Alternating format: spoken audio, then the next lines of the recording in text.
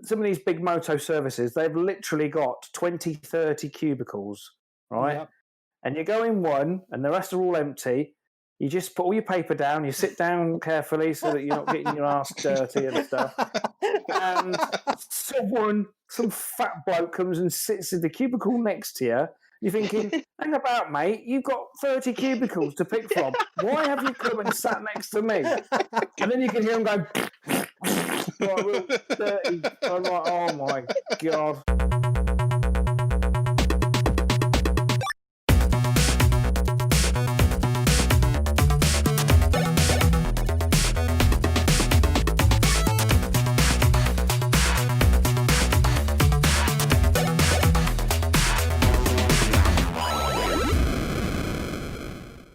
Hello and welcome to 360 Gaming episode 56 for Tuesday, the 26th of January 2021.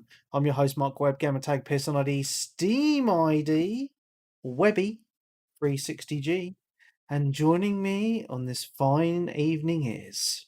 Got the heating on, Cinema Dan.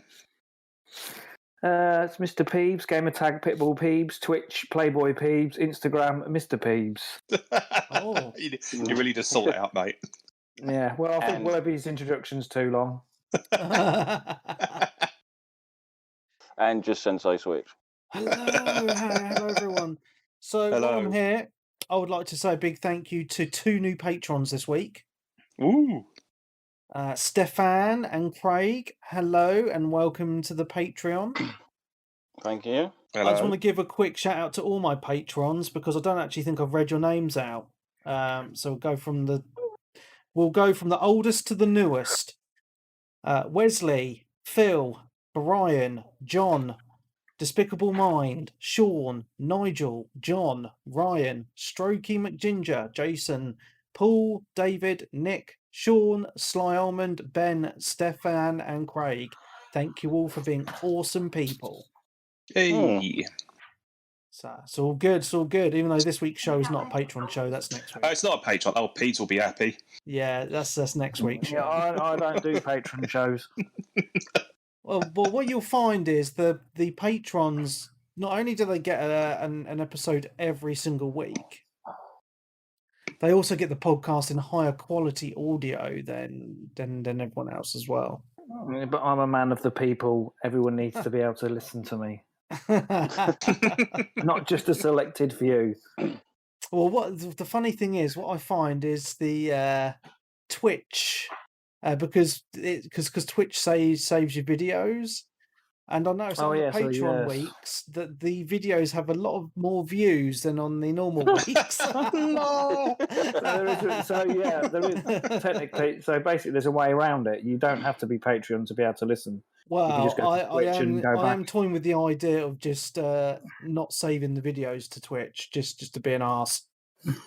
Nah, just leave them on there. But I think the fact that you can't listen to them while you're driving is it does restrict it. It does restrict how you can listen to it. Yeah. So it's all good. Anyway, I've got a funny story for today. Oh, better be funny. Well, you're gonna laugh. I don't know, like how funny it is. It actually is. So obviously, it's been snowing today. Very lovely snow day, and the boy wanted to go outside and build a snowman, and and all that stuff. Build a snowman and play snowball fights and all that. Anyway, I'm like, well, I'm acting like a 15-year-old, as you do. I'm going to put a picture of the snowman that my boy built in the Twitch. I don't know if you can see it there. And so anyway, we're out there. I'm only outside for about 10 minutes, 15 minutes. And I say to Marcus, oh, look in the back garden. The trampoline's covered in snow. Let's jump on it. I'll see where this is going. So he goes on first. He's bouncing. He's like, "Oh, I want to get off that." I'm like, "All right." So me being a big kid, I'm like, I want to go and see how far I can bounce the snow up in the air. So I'm bouncing really high because I'm a big fat bastard. And then all of a sudden, I land, and my right foot goes, and I just slip, and I just collapse on the trampoline. My fucking ankle! Ah! I'm like, Anyway, so like hop into the house, and my missus is like, "What have you done? What have you done?" I said, "Oh, I've slipped over my leg. It really hurts." Anyway, so I'm like, "Oh, I'm just going to chill out on the sofa for a bit. It'll be all right soon." So I'm sitting there on the sofa, just watching a bit of The Simpsons, and I look down, and I've got my socks on. And I'm like, "Fucking hell! There's like a massive lump coming out my sock." So I take my sock off, and there's just this massive lump where my ankle's meant to be, and I'm like, "Oh no, have I broken my Shit. ankle?" Um. Anyway, it turns out I don't think I have. I didn't ring the doctors. I didn't bother doing all that bollocks. I just raised it up for the day and left it and put it on and put ice on it every so often. And it's actually the swelling's gone down a little bit now, when I can actually walk on it and stuff with just some You'll be pain. fine. So it's just bruised. But fuck me, that really hurt. Really did. So what's the moral of the story? Don't bounce on a trampoline when it's been snowing. Yes, brilliant. Well done. So anyway, I thought that would make you guys laugh. It's a very silly thing. It's Unless just, you want to cosplay elephantitis. I said to my missus earlier, I was just like, oh, I keep on forgetting that I'm not, a teenager kid anymore, and I just act like an idiot. There we go. I don't think that's Well, ever we're not gonna getting. change. Well, the thing is, as you get older and bigger, Mm, you get heavier and you're yeah, unable to. yeah, You kind of get very aware about how much it hurts when you hit the ground. And whenever I watch yeah, the telly now and I see someone slip over or bang themselves, I get this kind of residual phantom. Ooh. yeah, Um, yeah, so yeah, I'm looking at your foot right now. Fucking hell, mate. yeah. It Yeah. looks like a Cabbage Patch Kid's foot. It's gone down a little bit now anyway. But yeah, that's what it was Okay. like after about 20 minutes. Ouch. Yeah. Well, yeah. Well, to keep it elevated, this is Dr. Dan speaking. Elevated and nice. Keep doing it. Yeah. Yeah. And stay indoors. Yeah. Oh, wow. I love being indoors, mate, so it's fine. I don't think Leon's going to be very happy with that, but doctor's orders. Yeah. Yeah, so I mean that's about it really. Gaming news then, I suppose. Yeah. See if there's been any news. Yeah, there's been loads of news. Well, you're going to have to help me out with this because I've only got 3 pieces of news, so I'm going to go through them in my Okay, order. well, I'm at the same 3 pieces of news. You never know. Okay, so the first piece of news was this was a couple of days ago. News stories broke out that Xbox Live Gold prices were going to double in price, which I thought was insane. I wasn't sure if that was even true or not because the next day I looked at the news. It's the news said that Microsoft have actually gone back on that, so gold prices are staying the same price and actually now allowing people to not need gold to play free to play games online like Warzone. Yep. So you can play them online without Xbox Live Gold, which is pretty cool. Well, it's quite apparent that there's a lot of people with consoles that play the Warzone and just use Xbox Live Gold and that's it. Colly Wally. Yeah, Colly Wally, Peeps. Yeah. Yeah, so thought that was a bit of interesting piece of news.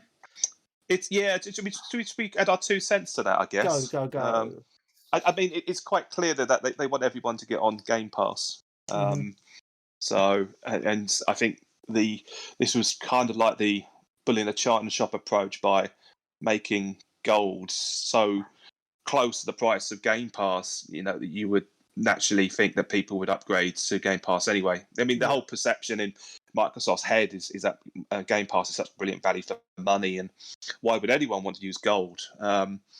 And quite apparent, a lot of people don't necessarily want all of the games that you can access that you probably have to download and then not play, like pretty much I do anyway. So I guess to the point whereby the ultimate end goal on this would be to get rid of gold altogether. And the way you do that, I guess, is to separate the people who do nothing but play for free, and then encourage natural migration through the offer of upgrade to Game Pass or Ultimate Game Pass for £1. through gold accordingly. So it's going to take a little bit longer, I guess, for Microsoft to get where they want to go. But that's, in my eyes, what they're trying to achieve. And obviously, there's no doubt about it, it's a bit of a fuck up because, gamers are very price sensitive unless it comes to stupidly priced graphics cards. Hint, hint. Yeah, well, actually, I was talking about this earlier with graphics cards. Well, just saying in general that technology is really hard to come by at the moment. And just with COVID and stuff, there's less of these items being produced, and more people are wanting them because we're all stuck at home. Because obviously, well, I was talking. I can't remember. I was talking to it about now actually, but it came about because Colin's managed to get hold of a couple of Series X's today. Oh, nice. Is he going to flip one? No, I think he's going to give one to his brother, or let his brother buy one off him to take back. Does he own a 4K telly yet, though? Yes, he's bought a massive one. Right. Yeah, cinema screen.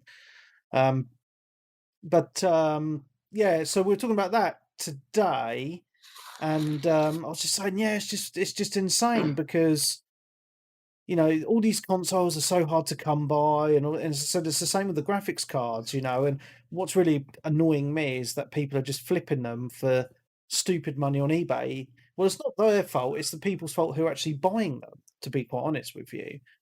But it's just a little bit frustrating because there was Sorry, you go. No, I was about to say there was a whole big story early this week with Game, and I think Game went on sale with 2,000, and reportedly 2,000 consoles got bot purchased from Game earlier this week. It's redonkulous. And then the scalpers boasted on Twitter, obviously creating a lot of people to get quite upset. What was interesting is that a day or two later, a load more consoles from Game went back on sale. So my suspicion there is it's not necessarily a second wave of stock coming in. It's a Game going through and cancelling a load of orders, and obviously they're not going to press. What was interesting, I was reading through the Eurogamer article on this, which I thought was quite interesting, and it actually comes from a guy who makes the point, and I don't agree with this point, I have to say, is that the reason why he sells PS5s or flipping PS5s essentially is because he's lost his job, and he's looking at a way to sustain make money over this period as he's out of work. So, it's got to the point where we're all under lockdown. We're all bored, essentially. Yeah. Some of us have got more money than others. Some of us would normally spend money down the pub. We would be spending on holidays right now. We'd be spending it going out. So we're all wanting, entertainment. And where's the entertainment? Video games. Yeah. It just seems to be it's very difficult in the UK in particular to get hold of these consoles compared to other countries, because you look at, well, especially in America. I mean, obviously they're an American company, right? It just seems to be every other day. Oh, this place has got stock in America. That place has got stock, and then and in the UK it's like once in a blue moon there's stock of Xboxes or PS5s. I hate to say it, mate. I wouldn't be surprised if there's a lot of red tape of imports at the moment coming into this country. 100% agree with you, mate. Yeah. There's all sorts of chaos going on the borders now in terms of paperwork. I wouldn't be surprised if that's affecting. Well, that's only Europe, though, isn't it? So if stuff's been shipped directly from China or Japan or America, wherever the fuck they come from, it comes through the EU, mate. It comes through the EU, mate. It doesn't. Yeah. I don't know. We don't know. We don't know. But anyway, it's not good at the moment. It's not good. No, I mean, I think by the summer we'll be all right for consoles for both Xboxes and PlayStations. But I think it's at the moment like people still really, really wanting the new tech, aren't they? Fuck getting a console in the summer. I'm going on holiday. Well, that's if you can, mate. You're allowed. In your back garden. Back garden, I'm going to get my back garden nice. I bought myself a nice little hand saw, so I'm going to have a go at the tree tomorrow, and get all that tidied up. And I'm going to go down the garden centre when I'm allowed, and then turn it into a little paradise. I might have a little mini barbecue in the corner. Nice. Anyway, I digress. Yeah. So anyway, just with gaming news in particular, I've been a little bit out the loop this week because I made a little promise to myself that I was going to go on social media a lot less, and I managed to go 4 days with no Twitter. Go me! I'm very You proud went of myself. gold turkey. I went Yeah. cold turkey, and then obviously I went back today, obviously for podcast purposes. Was it because you was getting the shakes? No, I literally, seriously, I felt so much better not going on that shit every single day. But I had, obviously, for the podcast, I like to go on and just be like questions and say, oh, the new show's being done today as well. So, If there's any consolation, me and Trip nearly been discussing COVID news in the Twitter chat. Oh, lol. Sounds exciting. But yeah, I mean, but the thing is, like, Twitter's the main place of my gaming news. So I've had to like find other places to try and find it, like actual websites. So yes, We also neglecting one big piece of news that me and you and Darren witnessed this week on online and Discord. The Resident Evil 8 showcase. yes. Well, it was classed as a Resident Evil showcase, wasn't it? Yeah. Yeah. It was awesome. Did any of you guys watch it? Anyone else? Well, obviously we watched it. We was there with you. Did Peeps watch it though? No. I'm not surprised. Marcena was on, wasn't it? Yeah, it was. I really liked it. I think it looks really, really awesome. Actually, Resident Evil 8, and that is actually in my news, Dan. I'll have you know. Okay, so just I haven't checking. missed it. It's on my list. But what I was going to say is it was really good, this showcase, because it was short and sweet, about 15 minutes long. The main game looks amazing. Don't get me wrong. I think they've done what they can do with that engine is just phenomenal. It looks scary as fuck. They only showed the mansion that you visit in the game. They didn't really show any of the other places, because at the end of the demo they showed like about 10 seconds of you outside shooting this giant fucking monster with a hammer. Mm-hmm. But yeah, it's all in first person, much like Resident Evil 7. I know a lot of fans are upset by this, because obviously true Resident Evil fans are like, oh, all the Resident Evils are meant to be third person and that. But I think the Resident Evil 7, after playing that was first person, it's more immersive, because you're not seeing a character you're controlling. And it's more immersive, and it's more scary, because stuff's in your face more, right? So I think it looks awesome, and I know Darren's played the Maiden demo, so this is one thing that really upset me. So this is one thing that's really pissed me off. It looks like Capcom and Sony have done a deal, because this Maiden demo is a PlayStation 5 exclusive, which is fucking annoying. They did a deal for 7, didn't they? Because obviously, like, you had the exclusive demo originally on PlayStation, plus the PSVR mode for the main game. Yeah. But we all have to remember, Resident Evil started off life on the PlayStation. It's technically an old PlayStation franchise that's branched out to other consoles as the years have gone on. True, but it's on everything now, so that I think it's a little bit frustrating for fans of the games who have other systems that they can't experience this demo. I know there's another. They said there's another demo coming out for all systems, but the fact that they're doing an exclusive demo for PS5, I just think it's a little bit shit, to be honest. That's just my opinion on it.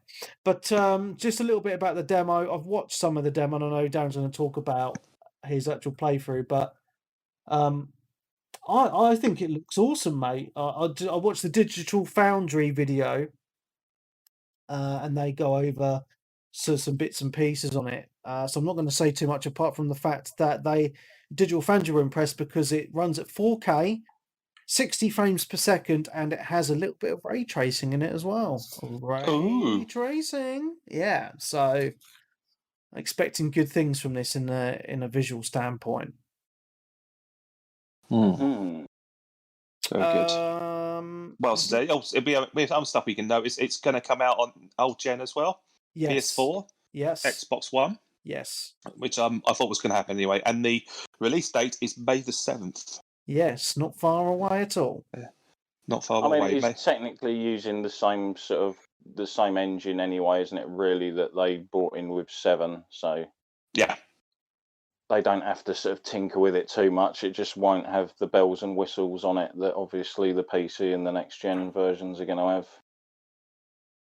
No, yeah. What was that other game that they announced at the showcase though? They said that they've got this really shit looking game, haven't they? Battle Royale game, isn't it? It comes with the Resident Evil 8. It's a Resident Evil I can hear Darren getting upset already. Yeah, I can't remember what it's called. It looked Reverse. Reverse, yeah, it looked janky. Yeah, I'm trying to Janky find as it on fuck. a video. Basically, Michelangelo came out and showed off the Sistine Chapel, and then his retarded younger brother came out and showed us his finger painting with his own fecal matter. I mean, it looks like really horrible graphics. It's like it's pointless. It's just like a tacked on fucking piece of shit game. That's all I want to say. It's meh. Meh. I don't think This it's anything is to why get. they're not giving it away. They knew that they wouldn't be able to sell this separately, so they're having to give it away. Yeah. To try and get people to play it. Yeah. Other piece of news I wanted to just very quickly mention is Hitman 3 came out this week. I have picked it up on PC, but on the consoles, it looks like the Series X, it's showing its power, because on the PlayStation 5, the maximum resolution that the game can hit is 1800p, whereas the Xbox Series X runs it at a full 4K resolution. Oh, that'll please the fanboys. I know. Please the fanboys indeed. Are they all crying? I can hear them crying. Yeah. So I just wanted to mention that. And there's been some notable game releases on the Xbox Game Pass for PC this week. I think some of them were already on the Xbox anyway, or came out the same day. So Control came out on Game Pass PC this week. I know it's been on Xbox Game Pass for a little while. Donut County, which I've been playing, I'll mention that later. Desperados 3, I think this is on the Xbox as well. I'm not 100% on that. I believe so. I think it is. Yeah, that's a really good game. You should check that out if you've not played it yet. It's set in the Wild West, and it's like kind of turn-based. A bit like XCOM, but in the Wild West. What Remains of Edith Finch, which looks really, really awesome. I've actually played that a long time ago, but I'm going to play it again on Xbox. And these other 3 games, Neoverse, don't know what the fuck that is. Yiki, a postmodern RPG, and Injustice 2 look a bit meh. But the other games I've just mentioned look awesome. So, if you've got Game Pass, check them out. I just want to say, obviously, we have been talking about Game Pass a little bit already. What good value for money it is. I know there was the talk that they mentioned on the news about Xbox Live Gold going up in price, but I think if you've got an Xbox, there isn't really a lot of reason for you not to have Game Pass unless you're a weirdo like Darren and likes to buy everything physical. Because you know, for that small amount of money a month, you're getting so many games, and the quality of the games at the minute coming out are really, really good. So I'm not being a fanboy. I'm just saying some great games on there. It can also be sometimes a bit of a trouble having too much to play. Yep. Yeah, you get the Netflix effect. You sit there scrolling through what to watch or play next, right, for about half an hour, and then you just feel a bit overwhelmed. Yes, I do understand that 100%. Cool, that's all my news. Is there anything else? Sorry, Peeps? I'm just saying that's a good thing. It's better to have too much to play than nothing. Yeah, 100%. I mean, I like having a nice choice because there's a game for every mood. Lol. Is there any other news, Dan? I know you said you had some news. No, that's it. You covered it all. Well done. Oh, see it? I told you, I'm bloody brilliant. I did my homework. I had to pad it out a little bit though. Yeah. All right, who's first? Dan. Yeah. What have we been playing? Well, we've been playing Monster Hunter World this last couple of days. Me and Webby. Yes, Darren. Actually, I did join it briefly. And Ashley Dangerfield, who is a part of the community. Gamer tag. I had to write this down because I couldn't remember it. Is Diomat's Darkblad. Yeah. I'm not sure where that comes from, but hello, Ashley. Yeah, it's been good, isn't it? Yeah, I just want to say, because I'm not going first, obviously, I've ditched my PC a little bit this week because I've been playing shitloads of my Xbox this week. My One X, I've gone last gen with Dan this week, playing some Monster Hunter, and we've had a really good time on it, haven't we? As I say, Darren joined us for one of the evenings, and when it finally loaded up properly. Yeah. And then we spent 2 hours working out how to play a game we forgot how to play. Yeah, because I hadn't played it for at least 18 months or so, probably even longer, because it came out in like 2017, I think.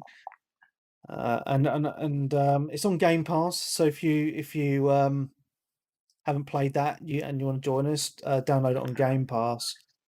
And yeah, I've been really enjoying it. It's because one of those games I never really got into when it came out. When I loaded up my game save, it said I'd done like 17 hours, and apparently for the Monster Hunter games, that's actually not a lot of game time. And it did take a while to get used to what you do, because there's a lot of things to do. You've got your item management in your pouch, and you got your storage box, and where to upgrade your armor, where to buy armor. You've got to look after your palico. You got to eat your meals and figure out what your missions are. And wow. But anyway, I've nearly caught up to. Well, I have caught up to the same mission as Dan now, so we can actually be doing quests together, which is. I took 60 hours to get where I'm going because I did all the bits and bobs and failed lots. And then, and literally, we've helped Webby. We've carried him along the way to get him where he is right now. It's been a lot of fun. I've really enjoyed it, and it's really weird because I've been playing my Xbox a lot this week, and I've been sitting there playing my Xbox, thinking, "Oh, I'm playing last gen. I really want to upgrade." I'll tell you, if there was Xboxes in stock, I probably would have bought one already. Just to play Monster Hunter. I had one in my basket this week. Xbox Series X, and I said, nah. Yeah, because you want your PlayStation 5, don't you? Yes, yeah, I'll talk about that a little bit later because I've had some more fun with that this week. Yeah, but Monster Hunter's good. I mean, we're up to the point we're actually at the same mission now. We've got to take on a pink Rathian, which some people may know what that is, but all you got to know is a big purple fucking poisonous dragon, and he's got a bit of an attitude problem. So we've got to do that probably if you're around tomorrow, Webby. We'll get on that tomorrow, maybe. I'll be around. It is cool, and I'm really enjoying it because it's the first time in a while where, because it's different to all the other multiplayer games out there. You know, you're going around and you're trying to hunt the monster, pop them. You know, and I'm used to playing multiplayer games where you're shooting people in the face all the time, and it's just the time just vanishes when you're playing this. Well, I was playing it the other night, and I was like, bloody hell, it's nearly 11 o'clock. And I was like, where's the time gone? You know, and I was having a lot of fun with it. I even got to the point where I played it today, Dan, all on my own. Oh, and I just had randoms join me because I wanted to get to the same point as you, so we can carry on. But yeah, I'm really loving it, and but it's one of those things. I just want to say, I really wish more games were cross-play, because I would like to play this with the slightly prettier graphics on my PC, but that hasn't detracted from all the fun I've been having on it. You know, it's been really good fun, and you know, it looks great on the Xbox One X. It really does. Looks great, but I do you know what I did after we played it? Right, I was like, I want to watch a comparison video versus, and I was just like. Jesus Christ! Be played it like this, but you have to buy it on the PC, whereas on Xbox it's on Game Pass. I don't really fancy spending 30-40 quid on a game which I've got for free as part of my sub, so I would have bought it anyway, to be fair. Yeah, I've been having a lot of fun with it. It's actually been quite nice actually sitting down and playing on my console, to be honest, Dan, because the last few nights I've been sitting on the sofa. Mrs. has been next to me just playing on the Switch anyway, and it's like, well, how we used to. Well, there you go. I used to game back in the day. Ditch that piece of shit fucking PC. Get back on console gaming. Yeah. You got something to say about this, Peeves, haven't you? I mean, he's become a right snob this last few weeks, hasn't he? He needs, Weeks? Years? Come on. Yeah, exactly. Freudian slip. Sorry. No, I mean, I love the thing is, I love gaming on everything. Because I love the diversity of the games on PC. There's a lot that you can't get on console, but then I love playing my Switch. I love playing my Xbox and my PlayStation as well. I've been playing a lot of 3 of those systems this week. PlayStation's just gathering dust at the moment, unfortunately, even though there's quite a big backlog on there. Just I haven't got the itch to play it. But yeah, Monster Hunter. It's a great co-op game, and Tiamat joined us. I think there's someone on the Discord said that they could join us at some point in the future as well. Who was that? I can't remember now. Leonardo. I downloaded it. Leonardo. I downloaded it a while back and never even put it on. And then because I hadn't tried it and it was put too much space on my hard drive, I ended up deleting it off. So I've never even tried it. You should join us, peeps. Yeah. You'd have fun. So it takes a bit of getting into, but once you get used to it, it's a lot of fun. There's a bit of groundwork you've got to do in order to get into the online space, I think. Yeah, I remember now, yeah. But, you've got plenty of time. And also you need to set aside quite a bit of time because sometimes the monster fights can last a while. Yeah. Not at the moment. The ones we were doing the last night in particular, you were picking all the soft target monsters. Yeah, and literally we were butchering them within about 5 minutes. Yeah, but now the ones are on like half an hour fights, aren't they? Yeah, pretty much. But yeah, it's a lot of fun because when there's 4 of you in there, and you like I was playing today, and I had 3 randoms join me on this rank 7 fight, right? And one of them was healing me loads, and one of them had a bow and arrow, and one of them had an axe, and I had my longsword, and we were all fighting a monster, and it was just I was having a lot of fun with it. So yeah, it's a good game. It's a shame it's taken this many years to get into it, but yeah, I'm enjoying it, man. It's good. Cool. It's a slow burn, Monster Hunter. Always has been. So I'm looking forward to Monster Hunter Rise, which is due end of March. Yeah, it's a Switch game. Yeah, I've just upgraded my order on that because I got for free. I'm getting in steelbook format with a couple of key rings. Don't tell Darren that. I don't care about steelbooks. I really don't care. It looks pretty. What's it called? Monster Hunter. What's the name of that one on the Switch called? Rise. See, so I played the demo of that this week, and I couldn't get into it, and I think it's just because it's on the Switch. It just doesn't look as good. It doesn't it seems like the frame rate just doesn't seem smooth. See, this is your PC eyes. It is. And I was just like, these graphics are god awful, man. They're not god awful. They're good. It's such a downgrade from Monster Hunter World on the Xbox. It really is. You've been tainted. Stop it. Behave. It's a portable game as well. You got to remember. Exactly. I know. Exactly. I don't know what's wrong with you. We've got to do sort you out, mate. I don't know what's wrong with you. Yeah. Just be thankful that they actually upgraded the engine, because they kept the same engine for about almost a decade, I think. Yeah. Wow. Games, it pretty much hadn't changed since the PS2 up until World. Basically, I think was the first one where they sort of revamped the engine. Obviously, Try on the Wii U and everything kind of boosted it up a little bit, and then the 3DS versions, but. It's pretty much remained similar graphical styling. Okay. Definitely. Cool. Anyway, what else you played, Mr. Dan? I played an awful lot of Puyo Puyo Tetris 2. I haven't been brave enough to go back online yet. I'm still trying to get my skills up, and I'm still appalling. You're getting destroyed by all those Japanese people. Yeah, well, the first time I played it, I haven't gone back online yet. I'm practicing, but it's a weird one. I've been going through the story mode in inverted commas, which basically means I'm skipping all the fucking cutscenes and story because it's gash. However, it's got a weird kind of difficulty curve in the sense that it ramps up really quickly. It kind of second guesses how good you are, and then gives you an impossible computer opponent to face. Which is impossible. So I switch it off and come back a day later, and I go to the same opponent and I cakewalk it. Next level, difficulty curve ramps up again. So it's a bit odd. But yeah, I've been fun with it. It's a nice little thing, nice little game. It's I can see that there's a lot more customization coming in now compared to the previous entry, and there's a few more modes here and there. I mean, it's very similar to the previous game. But, I'm having fun with it. But that's all I've got to really say on that. I played an awful lot of Yahtzee on 51 worldwide games. Just sat there watching the telly playing Yahtzee. Just practicing my techniques, because when we play, I'm going to destroy you. And that's about it, really. The main things I did this week, I did two things. I bought myself a brand new Xbox gamepad, coloured robot white.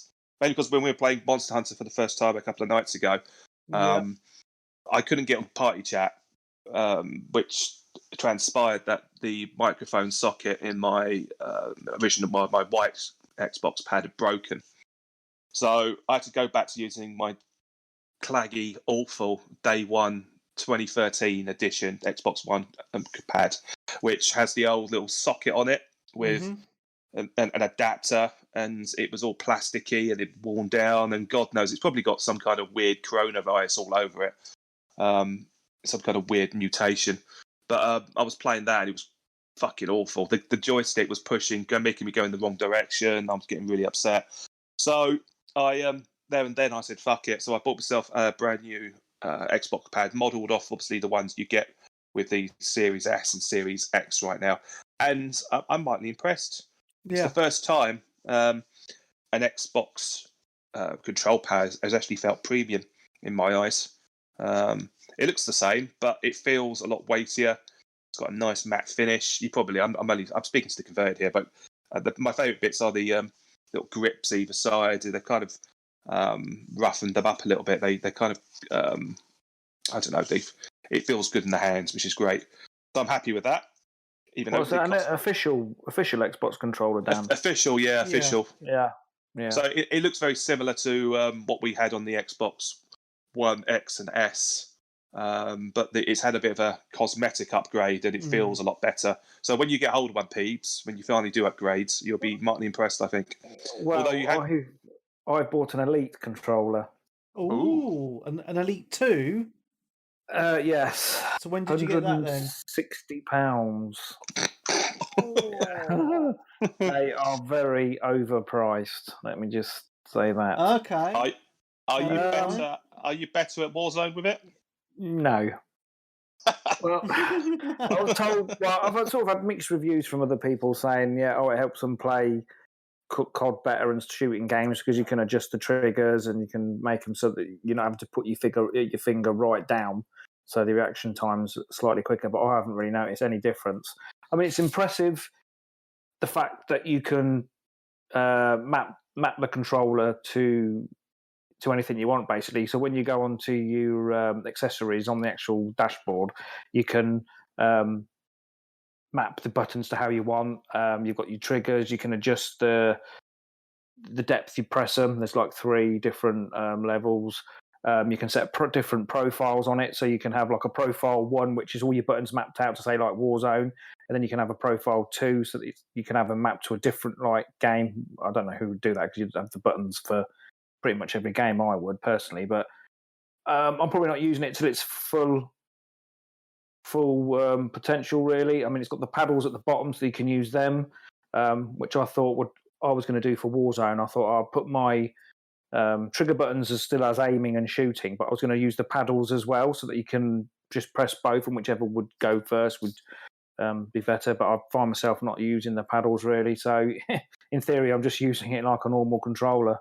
So it's like £160 Elite controller, and really I should have just bought one like you, Dan, and just had the, what was it, 55 quid, was it? 55 quid, yeah, they're about 55 quid. It's lovely, it's nice. I mean, you'll get one, when you finally do upgrades, you'll get one, so you'll be able to take a look. But the thing is with the Elite controller though, is like you can like tension the thumbsticks as well. Yes, it comes with a nice case, its own docking like charging station.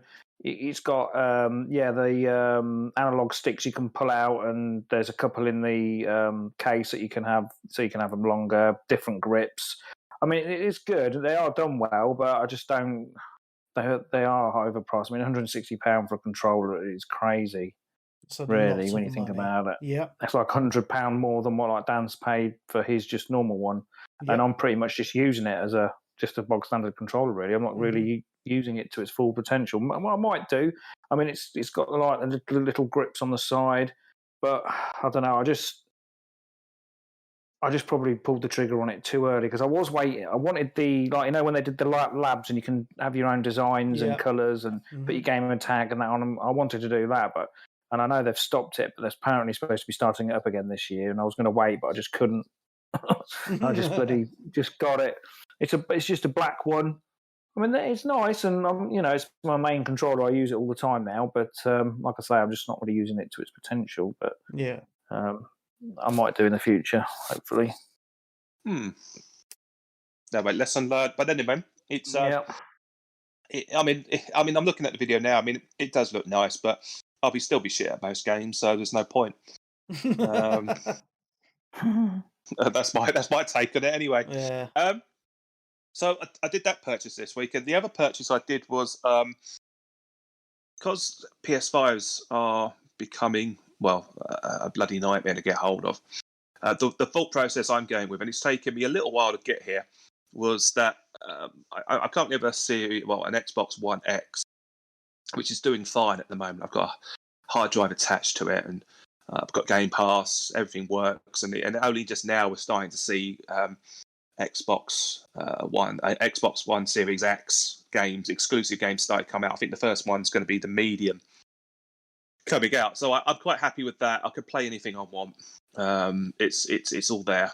But the PlayStation, I've got a Slim, and it sits there with a shitty 500 gigabyte hard drive space. Literally a quarter of that's probably taken up with Last of Us Part 2 at the moment, which I'm still trying to work up the courage to fucking play. And I've got a ton of games and fighting games, and I'm thinking, I want to start getting into fighting games again. I want to start playing a lot of these PS4 exclusives, and if Sony aren't going to pull their finger out right now with supply, and obviously we've got all these challenges with scalpers and everything, I might as well beef up my PlayStation experience at home and get myself a 4 terabyte hard drive so I can store all these games and access them. And then when I do upgrade to a PS5, it's a simple case of taking these games straight to the new system by plugging in the hard drive into the PS5, and I'm good to go. Mm-hmm. Which makes perfect sense in my eyes at the moment, because and on top of that, there's whole sorts of issues with SSD storage and hard drive space, and at the moment, and then nothing's really cost effective in that regard. So until they start sorting that out, I think it's quite wise to see what works for you at the moment. Do you really need to upgrade? Just for maybe just Demon Souls, I think is the only solid reason why, or exclusive why you should get a PS5. So that's what I did. So I'm literally downloading all of the PS Plus games at the moment. I started yesterday, and I've still got about 25 games still to download. Lol. Wow.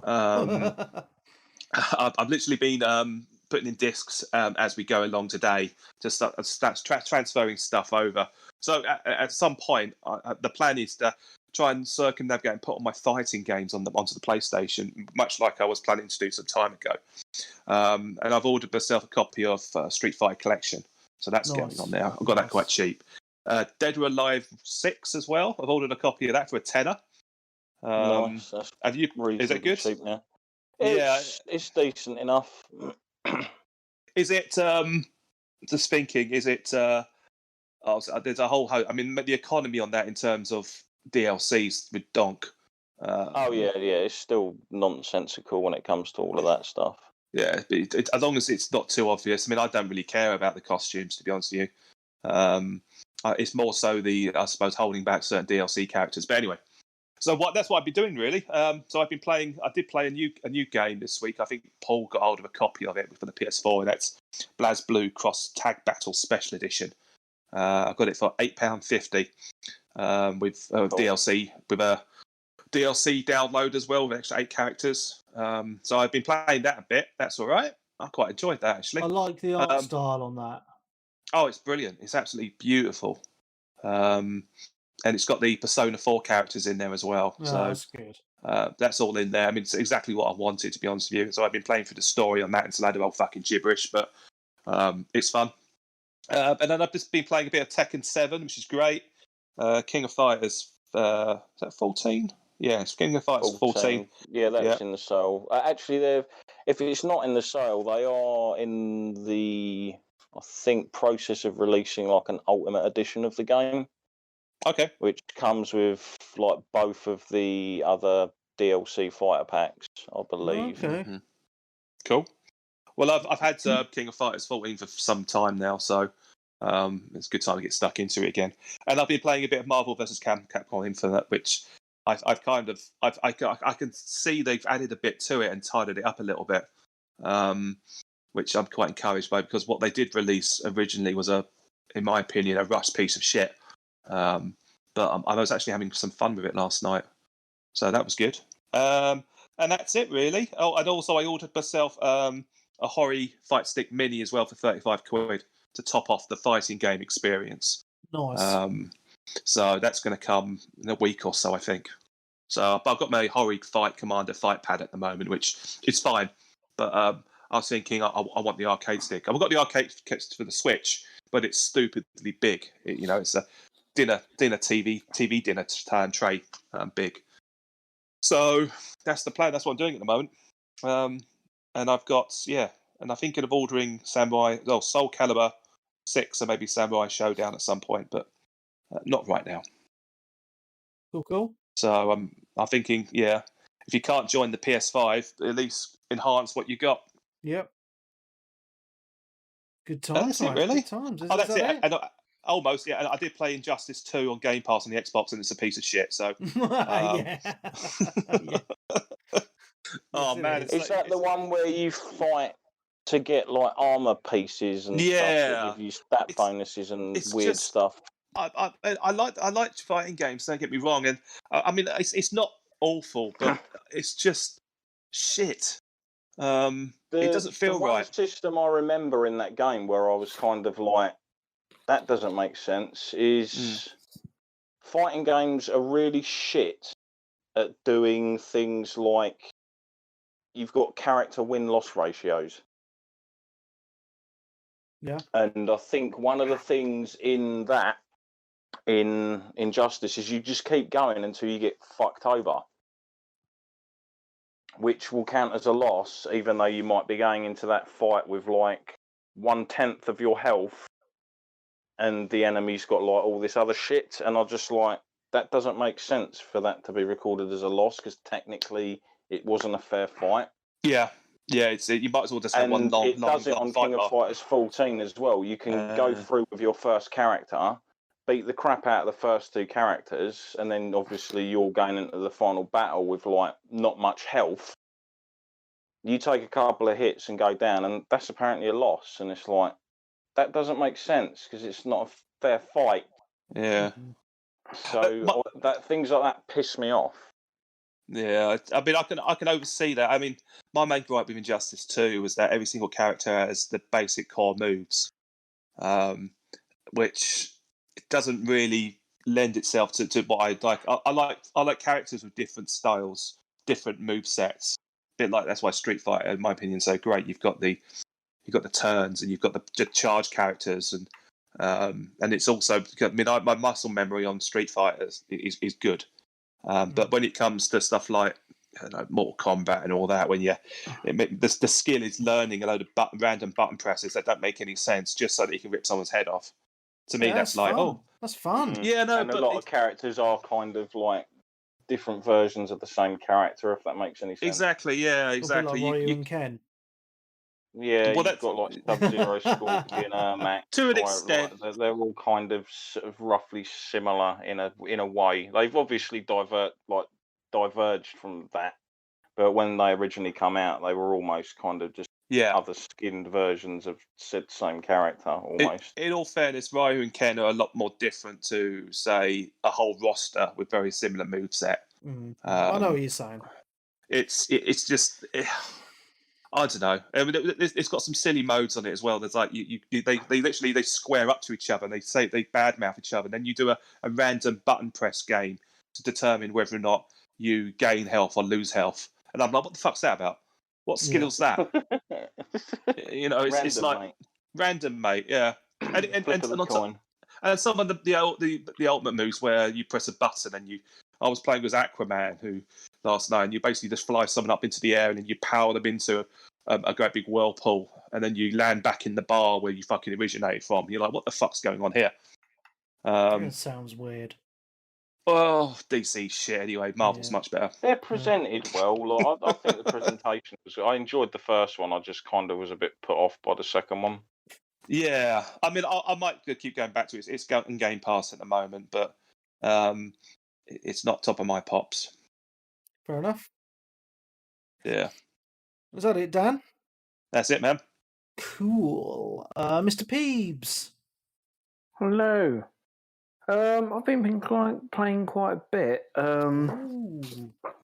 First of all, on the Game of the Year show, I did mention FIFA and the Pro Evo football game, which was obviously better back in the day, and then FIFA pulled it back over. My brother texted me in the week and says, "Oh, you want to try the new Pro Evo? It's actually quite good." And I thought, I don't know. I don't want to. Obviously, I put all my time into FIFA. I don't really want another football game. But I thought, you know what? I'll try it for journalism, shall I say? Just so I could talk about it. So I could talk about it on the podcast, basically. You know. But you know what? I'm like. How many beers you had, mate? It might be still piss from last night, but I haven't had any today. But so yeah, I thought, you know what I'm like. I don't like playing games and then opening up a few achievements and then leaving them, and then so I've got one achievement unlocked. So I was like, if I play it and unlock a couple of achievements and then don't go back to it, it's going to annoy me. Sat on my list, game list with a few achievements on it. So, but I downloaded it anyway and thought I'd have a go. And it's very, because I think it's Konami, which is obviously a Japanese company. Yeah. So the menus and everything they do feel Japanesey. If that is a thing, like, can a menu be Japanesey? But it just, I don't know, it just feels very Japanese. Okay, the menus and that. Fair enough. The actual gameplay doesn't. I mean, it's actually not it's not actually that bad. And I think the graphics are done really well, and I was actually quite enjoying it. But again, it's the fact that they haven't got the licenses for every team. They have, I think, on this one, quite a few teams. Oh, they've got Barcelona and Juventus. Yeah, they've got a few teams that they have the licenses for, but then not all of them. But have they got Arsenal? I don't think so. They've got Peterborough. No. Oh, Peeps! Come on. Well, did it? I say because it does let you pick your home city, and Peterborough does come up, but I can't remember what they were called. Because I always remember Provo back in the day, they'd have you knew what team was what because they'd have the name just changed slightly, right? Well, yeah, it used to be like Man Blue, Man Red, which is Man United and Man City and things like that. But I think there's a way of getting around like that, and you can actually, I think, especially on like the PC, I think you can actually mod it and whatnot, so you can get all the proper teams and everything on there. I don't think it's obviously so easy for the consoles, but gameplay perspective, I was actually quite liking it. And played a few Game games. Pass, isn't it? Because you expect like games that's it. You'd have to buy. Exactly. So I thought, well, yeah, it's sat there on Game Pass. I'll try it. So yeah, and I'll plan to go back to it. It probably won't be my main football game because obviously FIFA does the Ultimate Team and everything, and you know, put so much time and effort into that. I don't really want to go on to another game, but I enjoyed it, and I'll, like I say, I'll go back and play a few more games, try and unlock a few achievements and stuff, and then take it off. I like doing my dailies on the Bing, getting my Bing points and things. Oh yeah. And last year they did a challenge where you can get 10,000 points if you can get 10,000 gamer score, which I didn't do the first time around. You're going to be the gamer score whore, Peeps. Come on. I know. It'll be easy for you. So they've done it again from the beginning of January. If you can unlock 10,000 achievements between, I think it was like the 1st of January and the 1st of February, you get 10,000 like Bing points, which is worth probably about 10 quid. Well, that's not bad, is it? give or take a few pounds here and there. For all the hours you put in, mate, you get minimum wage. Slave labour. Let's get a part-time job, for fuck's sake. No, but if you like, you're playing games, you're doing something you enjoy. Playing like, Clean the snow off someone's driveway, mate.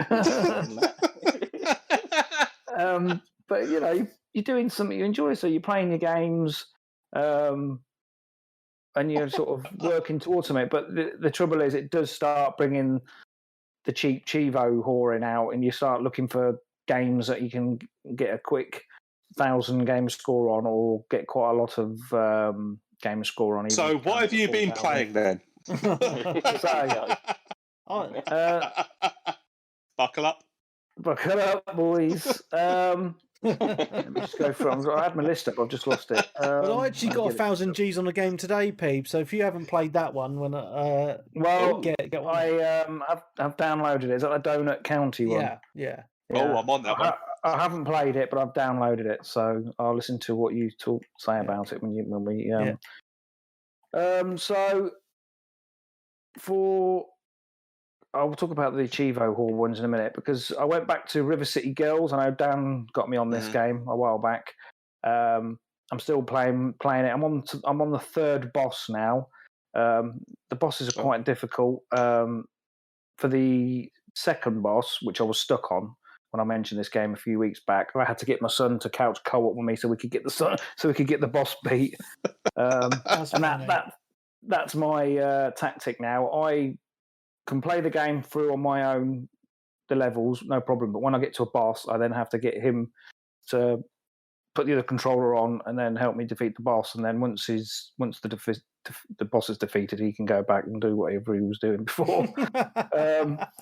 But that's the annoying thing about it. It's not online co-op. It's only couch co-op, which is just so annoying, because I think if it was online co-op, like me and Dan could go through it and rinse it, like we did with Streets of Rage. So they've missed a trick here, but obviously, like as we said in our chat, it's probably more costs involved doing it online, so that's probably why they don't bother.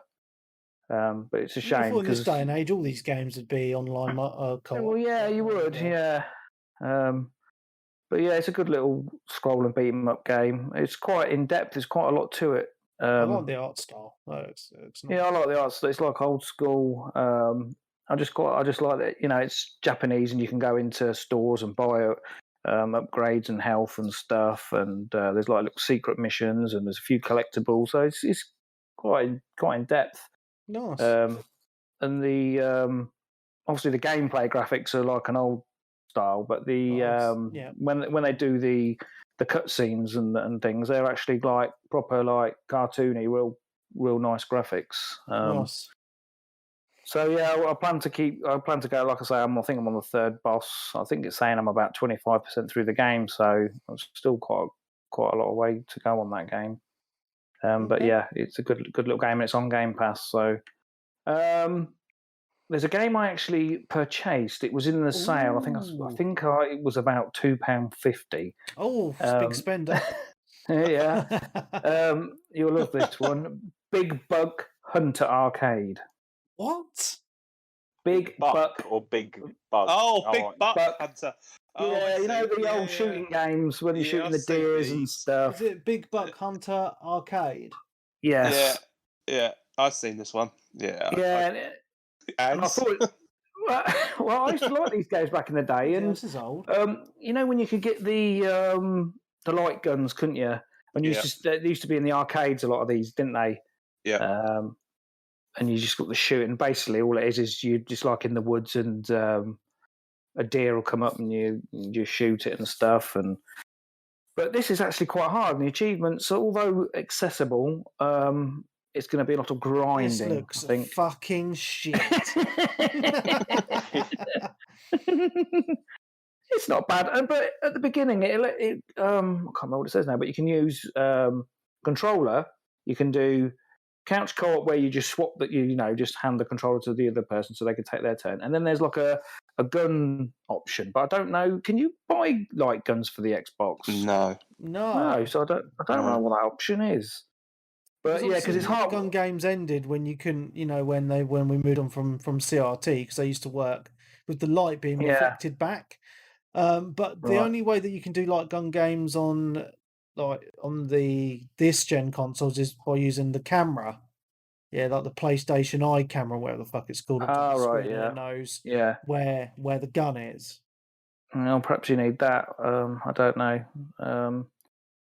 But yeah, it's super. Because I miss those games, peeps. Those light gun games. Yeah, I do. They're quite like what was it? What were the classics like the Time Crisis? Was it Time Crisis? Time Crisis. So Point Blank. What are the Chivos like, peeps? Oh well, they're I've unlocked 5, but it's a lot of grinding and stuff. It's like killing so many deers, so many heart shots.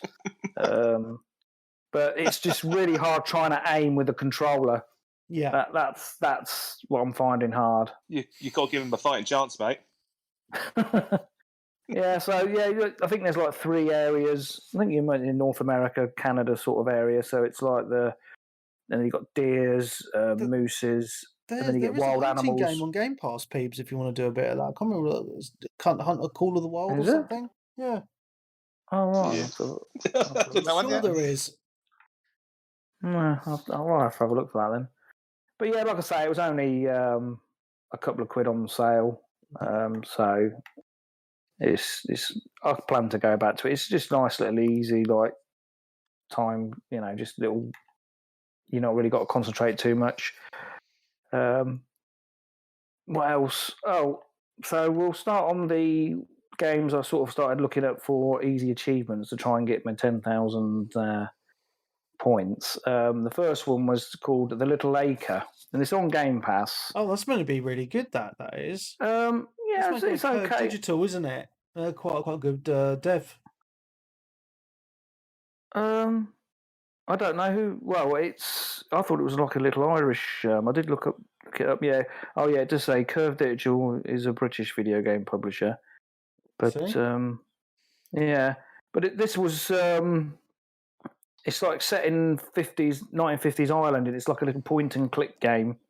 It's only like a short game, probably 2 or 3 hours, but it's you sort of set like you take control of this bloke. I can't remember if he's like a brother or the father, but he sort of you walk around discovering new things, and then he goes to his shed and he's like a time machine thing. And he goes in it and he sort of gets lost. And then you take control of his daughter. I don't know if it's his daughter or his sister. But you take control of them, the little girl, and then she sort of just tries to go and find him. And this transporter thing takes him into this like weird world. And it's like a few puzzles and just exploring stuff. It's not too bad. But like I say, I sort of just mainly going for the achievements. That's the only reason why I sort of played it. 4,000 G on that one? I got 875. Oh, very good. I think I missed out on the 4,000 because it wants you to complete. That's it. It wants you to complete. There's an achievement for completing it in under an hour. Wow. So you'd need to do a speed run on that, and I played it and completed it, hoping that I was going to do it in the hour, but I didn't. I must have missed it. And I thought, but you know what? I can't really be doing with playing it again. So I left that on at 875 points out of 1,000 on that. So it was a good start trying to get me to my 10,000, but I think there's only a few days left and I'm only on about 2,000-3,000, so I'm not going to do it, so I've given up. But I noticed there's a few people on my friends list who have been doing it, like Daddy Yicken. I'm calling him out because he is a Chivo. Is he? Chivo bitch he is, because he's like, I go looking through his games and he's buying all these cheap ass games that give you like 3,000 gamer score. There's a few games that give like 3,000, 2,000, and I searched the game to see what they are, and they're like little indie games that cost about 4 or 5 quid. He's been playing a lot of them, but yeah, he's got over the 10,000. There's a few others on my friends list who must be doing it as well, because I noticed their game score just jumps. So I'm not the only one doing it. Yeah, so the other one that I did get a 4,000 gamer score on was called Call of the Sea. Now this is on Game Pass. And it's sort of like a walking simulator, like puzzle game. Sell it, guide. It's quite good. It's like you control of this woman, and it's like her husband's gone missing. And it's sort of set in the like, say the 1940s, 30s. It's like set in like back in time, and yeah, she's just trying to find her husband. So you end up going to these like strange islands. It's some of that. I mean, obviously, I used a walkthrough because I was trying to get all the gamer score. But from what I was reading, some of the puzzles are like some of the hardest puzzles, in a game. So and people were commenting on that, and in the YouTube chat and stuff, some of the puzzles were really difficult. And it probably took probably 3 or 4 hours. I'd say the chapters. I think there's about 5 or 6 chapters, and they're probably about half an hour long. Well, depending on. I mean, if you wasn't using a guide, probably take you a hell of a lot longer trying to work the puzzles out. But and there's a lot of collectibles and stuff. Overall, it was quite an enjoyable game. But like I said in the past, when you're doing these Chivo Hall type walkthroughs, you're not really concentrating on the game. You're not probably enjoying it for what it is, and not paying too much attention to the story. But like I say, it's on Game Pass. It's quite a good little game if you like this sort of walking point and click type collectible type games. It reminds me of Myst. Just looking at the video now, looks quite good actually. I've not actually played that, but it's nice graphically. It looks nice, and you go to these like islands and find all these puzzles, and it's quite good. And then you get your logbook, which you've got to try and get all the clues and suss things out. It's on PC Game Pass. I'll install that. Yeah, I'm actually all these games, Pete. I'm downloading at the moment. Yeah, we're going to Chivo Hall with you.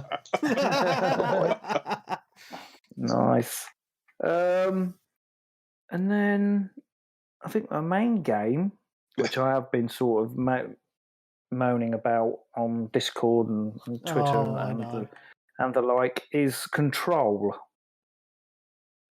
And I actually like the game, and it's on Game Pass, so people who've got Game Pass can play it. And it's a big, it's like one of these big. It's not like one of these quick games that I've been playing. It's like a big full title, proper decent game. Pluses, the graphics are really good.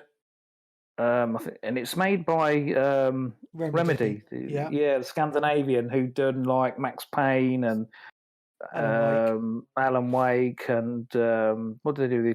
Was it Quantum Break, wasn't it? Yeah, Quantum Break, and you can tell it's very much like them games. It just feels like one of them games, and I really like them. Really like them. I think the graphics are good, the controls are good, the story's good.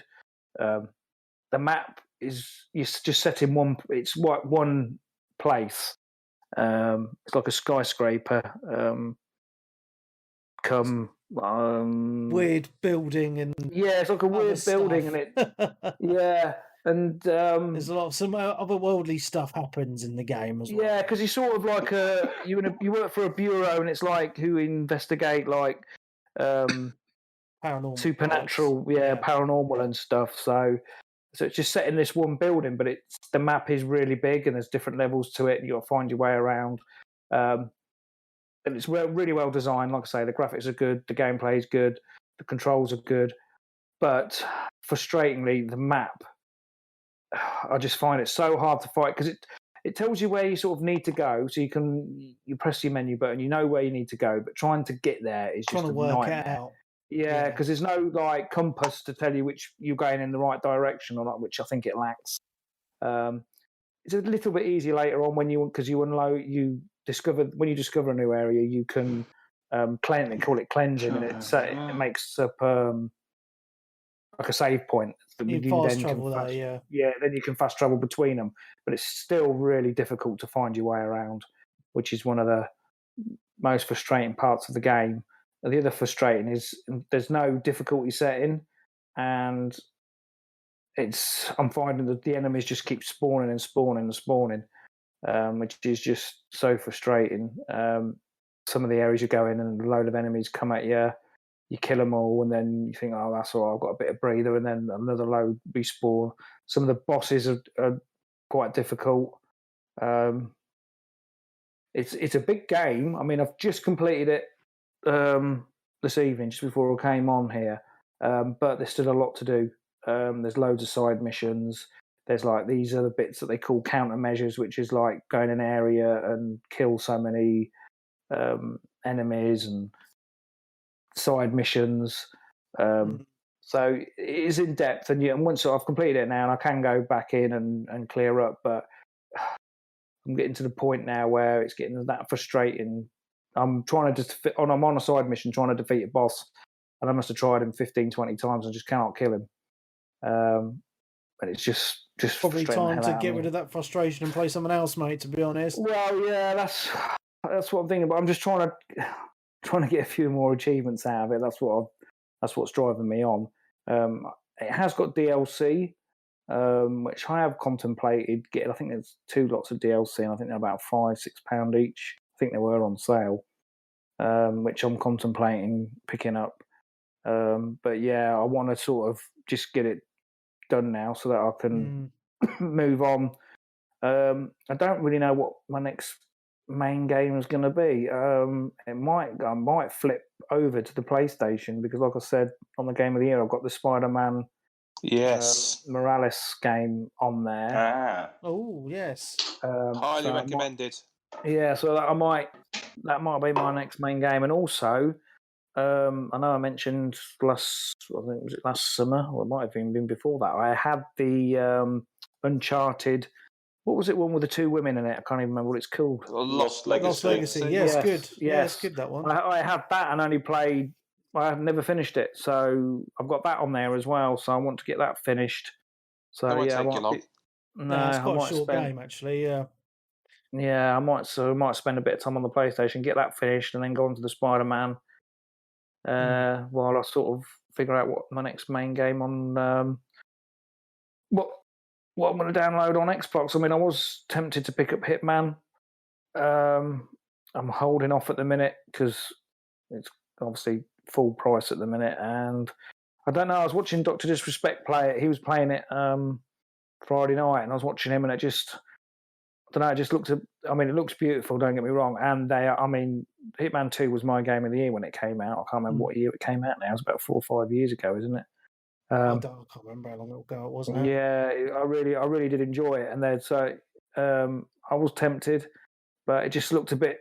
I don't know. It just looked a bit slow and frustrating. And you just got to be really, obviously, methodical, and it's you can't just I mean, you can run and gun, but it's not the really aim of the game. Well, I'll tell you about it when it's my turn, peeps. Okay. All right, I was going to say, did you play the last 2 Hitmans that they kind of dropped, the episodic ones? Yes, I did, and I did enjoy them. All of your progress from those and all your unlocks will carry over into the new game. All right. Yes, well, that's handy to know. I mean, I'm definitely going to try it at some point. Whether I'll wait and maybe it has a price drop in a few months' time, we'll wait and see. But yeah, I was tempted, but I think I'm just going to hold off on that. Cool. Yeah, and I think that's about it, really. All right, nice one, peeps. Nice one. Darren. I'll let you go next, mate. To be honest. Okay. Fair enough. Just catch me out there. Okay. No, I'll talk about it. Peeps caught me out by cutting off short. I'm out of the room at the moment. Okay, so I've been playing some Hitman 3. Picked that up this week. And I haven't played it loads. I've only done the first mission. It's called Silent Assassin. It's set in Dubai. And it's absolutely beautiful. It really is. It's actually the first game I've played on my PC where the HDR has looked really decent. Because all the other games I've played, I just turned HDR off on my monitor because I bought a new monitor a few months ago with HDR, and I've not been impressed. But this is impressive. Graphically, it's absolutely stunning, and I'm really impressed because after I watched the Digital Foundry review about the console versions struggling, I'm really happy to say that I'm running this at all maxed out settings, and it's locked at 165. Is the game any good? I'm just talking about the technical aspects first. Don't give a shit. Is the game any good? Yes. So I don't actually remember playing Hitman 2 at all. I don't think I played it. I think I played a little bit of Hitman 1. And what's really cool is the version that I've got includes the full campaigns of Hitman 1 and 2 in this. So I could play through all 3 games in one menu. And they've updated the original 2 games in this new engine as well. So I've not played loads of this game. I've literally done the first level, but I'm really into it. So I only finished the first level today. And what I like about it, because I haven't played a Hitman game in so long, it's what Peeves was saying. It's very methodical.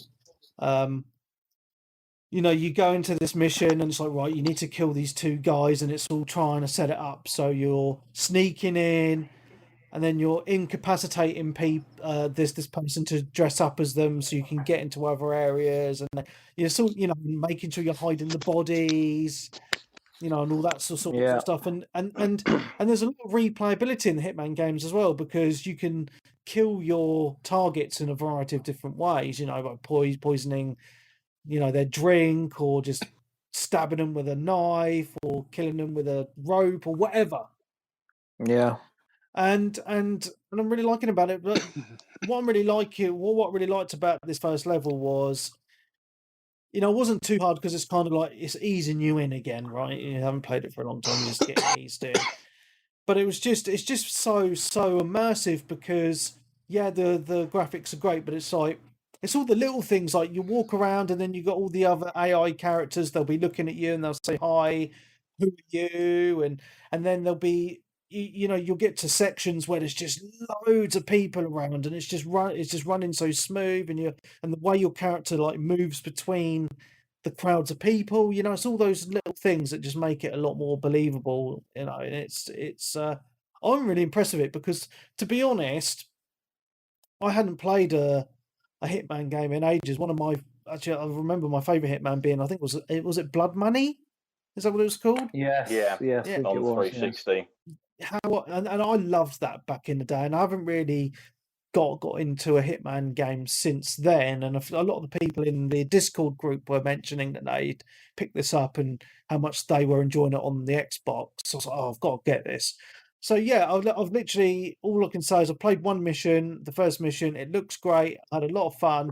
The story, there's quite a good backstory going on as well at the minute, which I'm not going to say for spoilers, but it kind of makes you want to play the game more, because like, oh, what's going on here? I need to know what's going on. And obviously it carries on from Hitman 2. So there's actually, if you can't be asked to play for Hitman 1 and 2, there's a option to watch a story recap in the game as well. So you can watch a recap of the first 2 games, just so you know what's going on. So yeah, because aren't the developers are they going to do the next James Bond game? I read. Are they? I don't.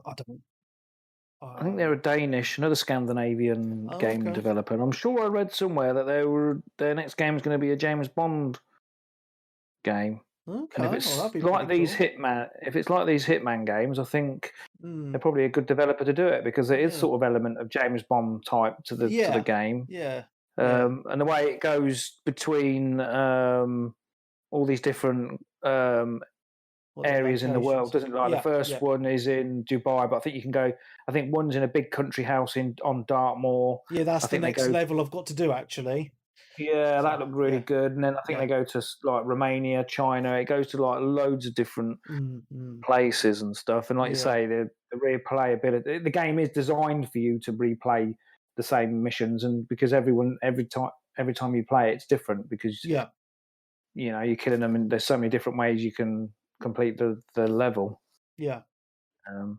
So yeah, it's actually talking about it. It's actually made me really want to play it. So I might have to try and source it at some point. I'm just looking to see if what I read was right about it. Yes, it says here their next game is going to be Project 007, working title. So it's not they're working on it, but it's no release date or anything yet. Nice. So that'd be interesting. We've not had a good James Bond game for a while, have we? No, not since GoldenEye.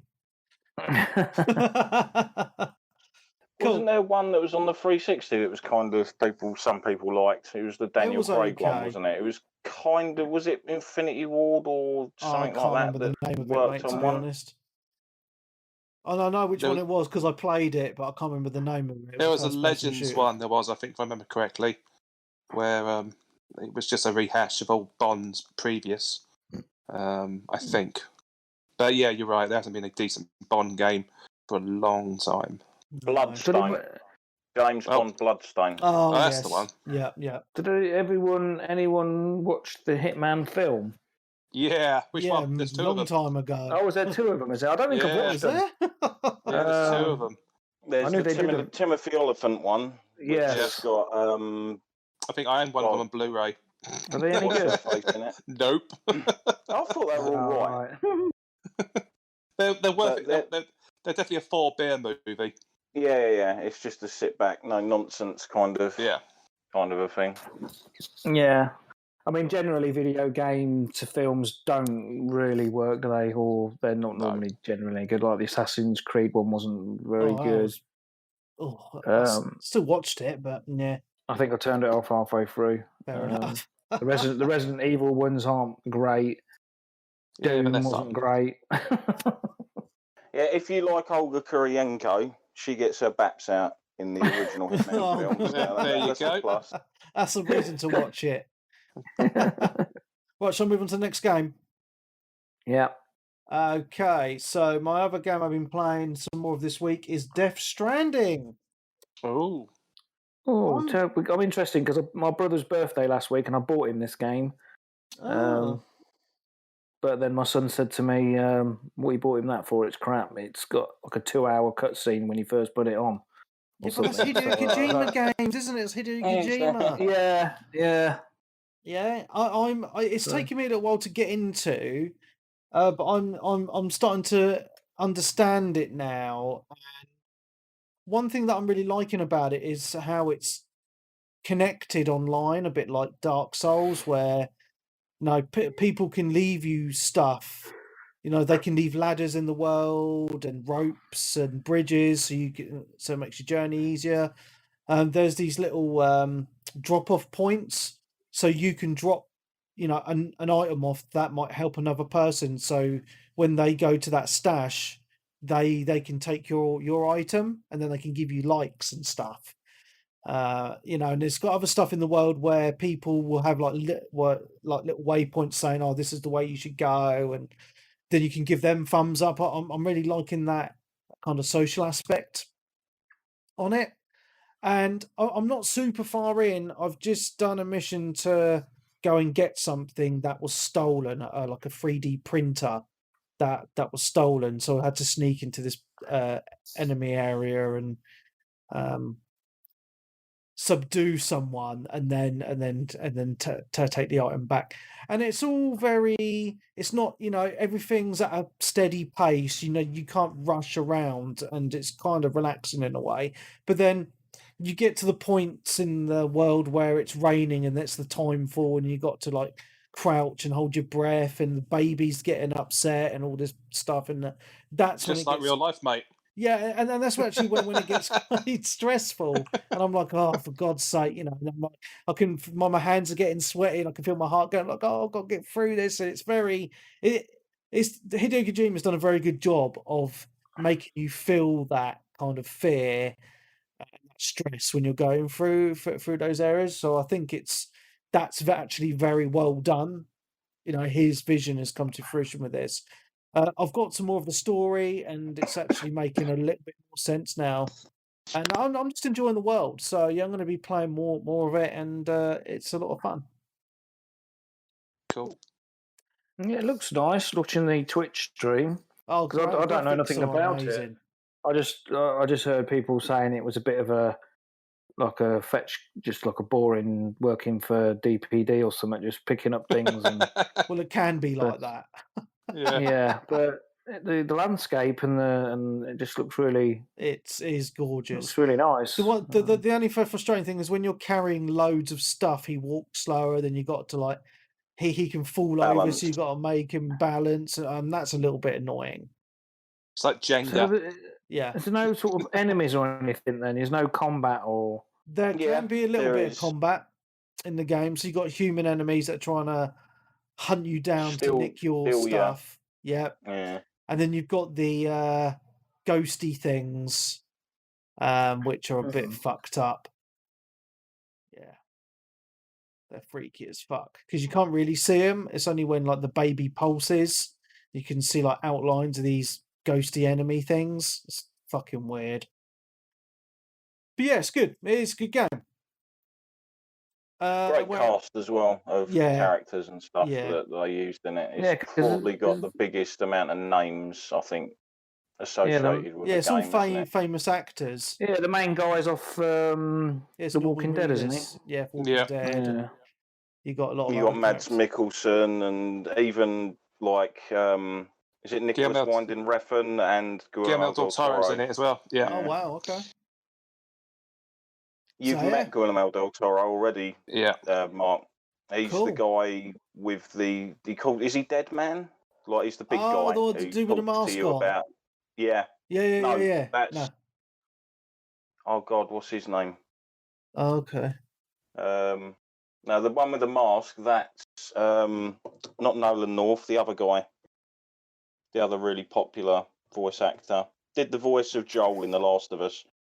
Oh, okay. I can't remember his name, to be honest.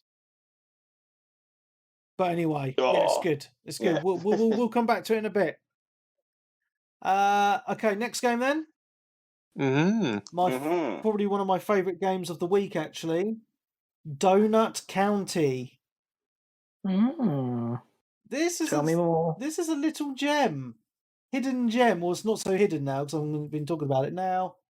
What? So basically, it's not a new game, is it? No, I think it's been out on PC for ages. Yeah, but I've never heard of it actually. And then it came to obviously on Game Pass. Now, we'll give people a little tip who are listening. It's on PC and Xbox Game Pass, but if you're playing it on the PC Game Pass, you don't get any achievements. So you need to play it on the Xbox Game Pass to get the achievements. The game's quite short. I managed to get the full 1,000 gamer score in under 3 hours. So it is. Did you use a guide? Yes. I did 2 playthroughs. The state of you lot are fucking disgraceful. So basically, when you complete it, because you unlock most of the achievements when you're through just a normal playthrough, and then once you can complete the game, you get a level select, so you can just go back to those levels. Oh right, yeah. Mr. Chivo's on, and it's very relaxing and it's just a lot of fun. So basically, I skipped all the story bollocks because I couldn't be asked with it, but I kind of got just a bit. You're a raccoon. And you have this app which allows you to put a hole. It's called a donut into an area, and it starts off small. And the more things that go into the hole, the bigger the hole gets. So obviously, when the hole gets bigger, you can swallow bigger items. So it's trash panda the game, yeah. It's really good. It's really, really fun. It's really short as well. So if you've got a few hours to spare, you can bang it out and then get some good gamer score. It's got some really interesting achievements as well. Yeah, and it's just relaxing because it turns into like a little bit of a puzzle game at times because it's like right, because it's all thinking right. My hole's only this big. I need to get all these smaller items. I need to go in order, and I can get the bigger items in there. And then there's some little puzzles where you're not quite sure what to do on some of the levels as well, which you need to kind of. I mean, they're not super hard because I managed to bang it out super quick, but yeah, it's something quite satisfying when you're just destroying all these things and sucking them into the hole, and then you get to the end of the level and there's nothing left. You know, the innuendos. Yeah, but it is. It's every hole's a goal. Sucking it off. Every hole's a goal. Yeah, it's a lot of fun. I recommend everyone plays this. Everyone should play Donut County. It's really, really good. Yeah, I'm gonna play it. Downloaded it already. Good man. Yeah, so that's all I want to say on that. It's short, it's fun, and it's easy chivos. Job done. I'm just going to briefly mention I've been playing more Grandia on the Switch. Really, really enjoying it. This was initially a PS1 game, so some people might think the graphics are a bit wank, but I love those kind of top-down SNES type graphics. It's kind of a mixture between SNES graphics and PlayStation graphics because the characters are all that kind of SNES art style, but then the backgrounds are all that PlayStation 1 blockiness that you kind of remember. But sort of pixel graphics on top of like pre-rendered backdrops. Yeah, kind of. Yeah, but you can move it around if that makes sense. It's not pre-rendered. Right. I say it's all that PlayStation kind of flat, shitty looking graphics. So that's the best way I can explain it. But it's I'm really enjoying it because it's one of those RPGs I missed on the PlayStation 1, and it's renowned as being one of the greatest RPGs of all time on many lists. And I've played about 7 or 8 hours of it now, and it's one of those typical RPGs where you start off as a young lad in your little town, and you want to be an adventurer, and then later on in the game, like some stuff happens, and then you go across the sea to this whole new world, and you're going on a grand adventure. It's great. It's really, really good. And it has all that typical tropes of silly things that happen along the way. And I really like the battle system. It's really, really good turn-based battle system as well. So cool. Yeah, I'm going to be playing more of that. Just wanted to briefly mention that. That's my retro game of the week. As Dan was saying, he's been playing 51 worldwide games. So I picked up 51 worldwide games. And I'll tell you what, loving it. Yeah, what have you been playing? What haven't I been playing on it? Okay. That is the thing, right? So I bought it. It was actually really, really good. I got it off eBay for £27 for the physical copy. So I was really chuffed with that, to be honest. Brand new. So what I found is my missus has been playing games with me on it, and even my 3-year-old has been playing some games with me on it as well, which is really, cool. really good. And well, that's good to hear. Yeah, so we've been having a lot of family fun times on this, and I've also been learning some new games as well, which I've never played before. Like Mancala, which is like this little jewel game, which is on the video now, and you kind of dropping these jewels around, and Hare and Hounds, and loads of games. I'm not going to go through all of them, but all I want to say is it's been really nice to start learning some different board games and card games that we could get in real life and play. So it's actually a good teaching aid. So a couple of the highlights I'm going to say. Scaletrix. Well, it's actually slot cars. Nice. I'm going to call it Scaletrix. Because it's one of those games that I can play with my little boy. So we have a Joy-Con each, and the further you push the stick on the Joy-Con, the faster the car goes. Obviously, you need to slow it down to go around the corners. We've both been having a lot of fun on that. Connect 4. It's Connect 4. The classic. Classic. Yeah. I've learned how to play Yahtzee because I've never played Yahtzee before. Yahtzee's great. Yeah, so that's been really, really fun. What else is there? Chinese checkers. I've never played that, so I don't know how to play that now. Cool. Backgammon. Never played that. I now know how to play that. Oh, and bowling. Bowling is so cool because it's like having the Wii again. Because you can play it where you move your arm, like you're holding the Joy-Con and you move your arm to bowl. How cool, man! Okay. It's just like having the Wii again. So I haven't tried that again. Bowling is a lot of fun, and there's just so many games on there. Well, it's 51, but pretty much every single one I've played, I've loved, man. I've had a smile on my face the whole time I've been playing this. Good. Yeah, and it's just been nice to have a game that the whole family can enjoy as well. Like I'll have it on the TV, and my little boy will be like, "Oh, Dad, I want to play the tank game." So that's his favourite. So you've got the pink tank and the blue tank on this little area, and you've got to hunt each other down and shoot each other. And he's like, and he loves it. It's like, tank game, Dad, tank game. So yeah, been loving it. So this is I'm really glad that you recommended this, Dan, because good. We've been having a blast with it. Absolutely brilliant. See, I've been playing it as a lonely bastard since I've just been playing handhelds, and just playing a lot of card games, which is fine. But and chess as well. I've been playing quite a bit of chess on it, so it's all good. Yeah, it's all good. Yeah, it's a lot of fun. And I know you can play it online as well, so we'll have to get a session going online. Yeah, cool, man. Let's work something out. Yeah, it's just deciding what to play because there's just so many games. Well, I'm sure we'll be spot for choice. Let's just say that. Yeah. So it's definitely worth it, just for the amount of fun I've had already. Loving it, absolutely loving it. Excellent. Cool. My other main games. I've got one more main game I've been playing, which is Yakuza 7. Oh, here we go. Of course, I'm still playing Yakuza 7. I'm loving it. I'm absolutely loving it. I'm about 25 hours or more in now. I think probably even more. I've been playing it a hell of a lot, and I've been playing that on the Xbox and loving it. Absolutely loving it. It's my whenever I'm playing it, it's my highlight. It really, really is.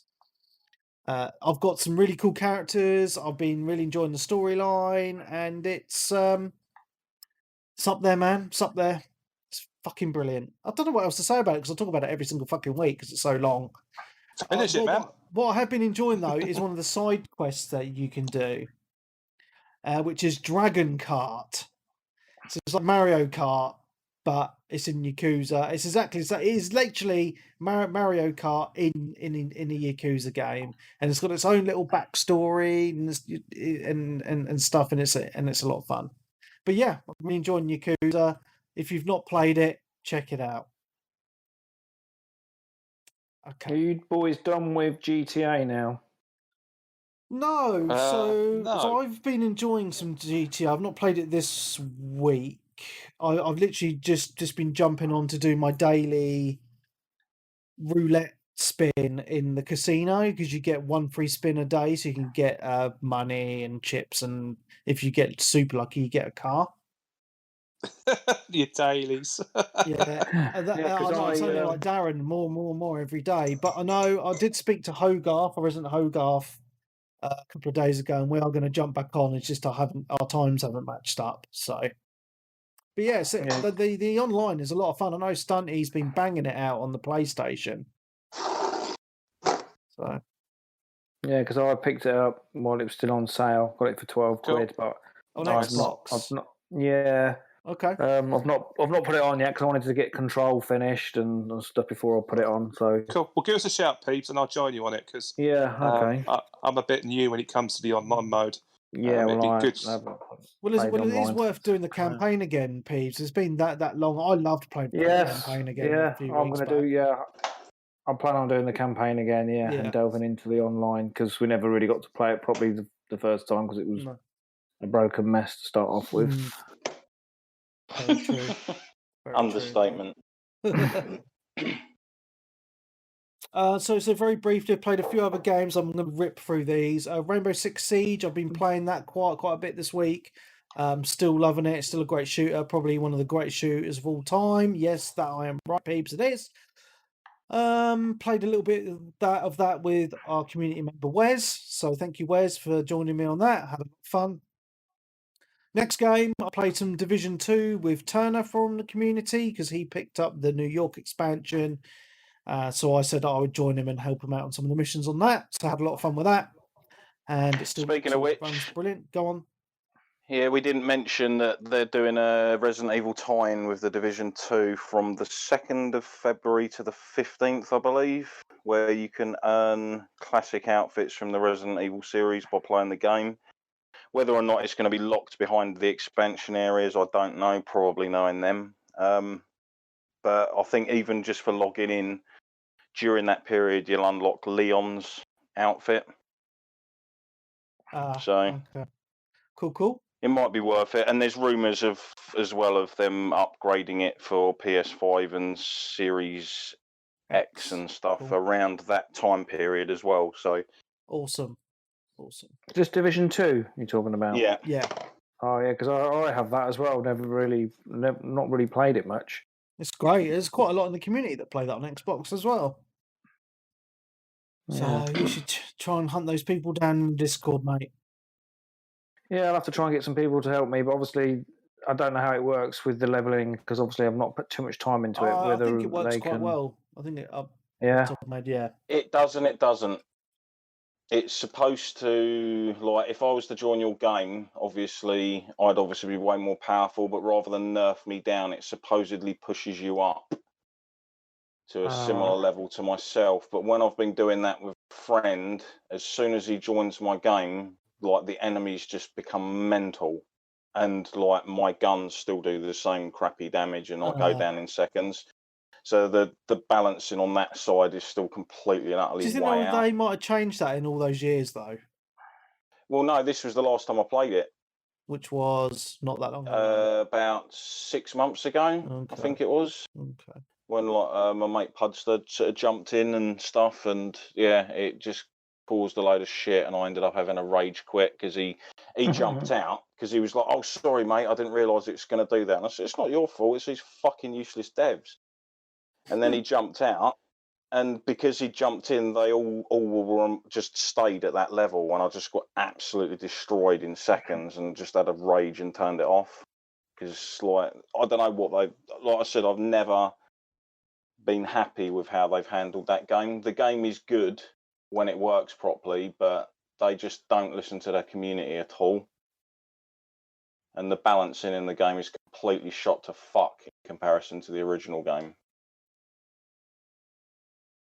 There we go. There we have it. Darren's ultimate review.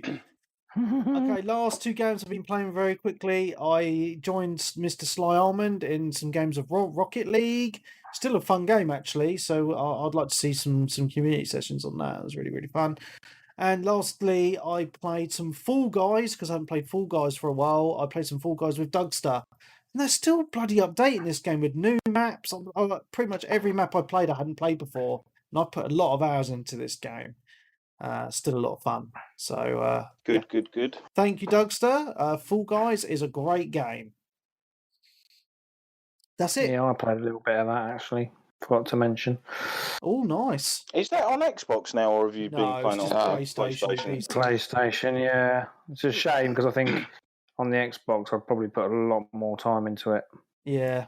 I think I imagine it will turn up. I mean, to be honest, if like after 6 months plus the game's popularity does start to wane, and what better way to bring a load of people back to the game and onto the servers than to release it on other platforms? It's worked really well for games like Rocket League and that. Like that originally just started off on PlayStation, didn't it? And then came over to everything. Mm-hmm. And now it's free to play, for fuck's sake. Which is mental. I know someone on PlayStation has been really putting time into that recently. It's still popular, man. It's still a lot of fun. Cool. Darren, your turn, man. Oh, my turn. The broken record time, is it? Yeah. We'll just skip it between the same couple of Play the hits. Well, you've played one new thing, haven't you? So yeah, I'll save that till last because it's probably the only interesting thing I've got to talk about, to be honest. Fair enough. So Final Fantasy 14 as per, Fortnite as per, Black Desert as per. Cyberpunk got a new update yesterday, I think it was. It was like 16 gig update, which I think does minor bug fixes. Cyberpunk had a 16 gig update yesterday, I believe. I think it's to fix a few minor issues. Well, we say minor issues for some people. 16 gigs worth of minor issues. Yeah, but a lot of it apparently is basically laying down the foundations for the upcoming patches. Okay. So sort of getting things ready for them, I guess, because I think their kind of thing they mentioned was doing a couple. Well, releasing a couple of like a patch at the end of each month or around each month. So they said we were going to get one in January, which is kind of this one. Then the next one will probably be February. Then, if obviously everything goes to plan, March, end of March, April, beginning possibly the PS5 Series X update. and then obviously take it from there. Well, I haven't played it since I did the update, so I can't really say. I did put another 20-something plus hours into Valhalla this week. Oh, wow. So I've Must have finished it by now. No, I've finished off one of the quest lines, one of the 130 ones, where there's kind of a point in that game where obviously something happens somewhere, and then ever since that point has happened, things have been going to shit quite a lot in the game. Where sort of like some of these scenarios and that kind of start going awry, and consequences and things like that, and people being arseholes and good old Middle Ages. So, well, no. Yeah, I suppose is it classed as Middle Ages, or is it still? It's before then. It's still Dark isn't it? Ages, It's wasn't it? technically around like 840 something. Yeah, I think. Yeah, Dark Ages. Yeah, Dark Ages. Then yeah, they weren't called the Dark Ages for no reason. So anyway, I have been rampaging around in my back garden in Kent. Oh, nice. And, It's Medway improved. it looks better actually in the game, to be honest. Loads of lush green fields. You can get from Rochester to Dover though in about like a minute on horseback, which is kind of a bit. That's handy. Yeah, it's very handy. It's very shrunken. So we're not actually there, but Rochester Castle is. So I've been running around Rochester Castle. Okay. Just like I do in real life when I was off my face in my late teens. At night time when you used to break in and get pissed and run around the grounds. But yeah, as soon as I saw it looming into view, I was like, oh, that tower looks familiar, because that's pretty much all that's left of the place by now.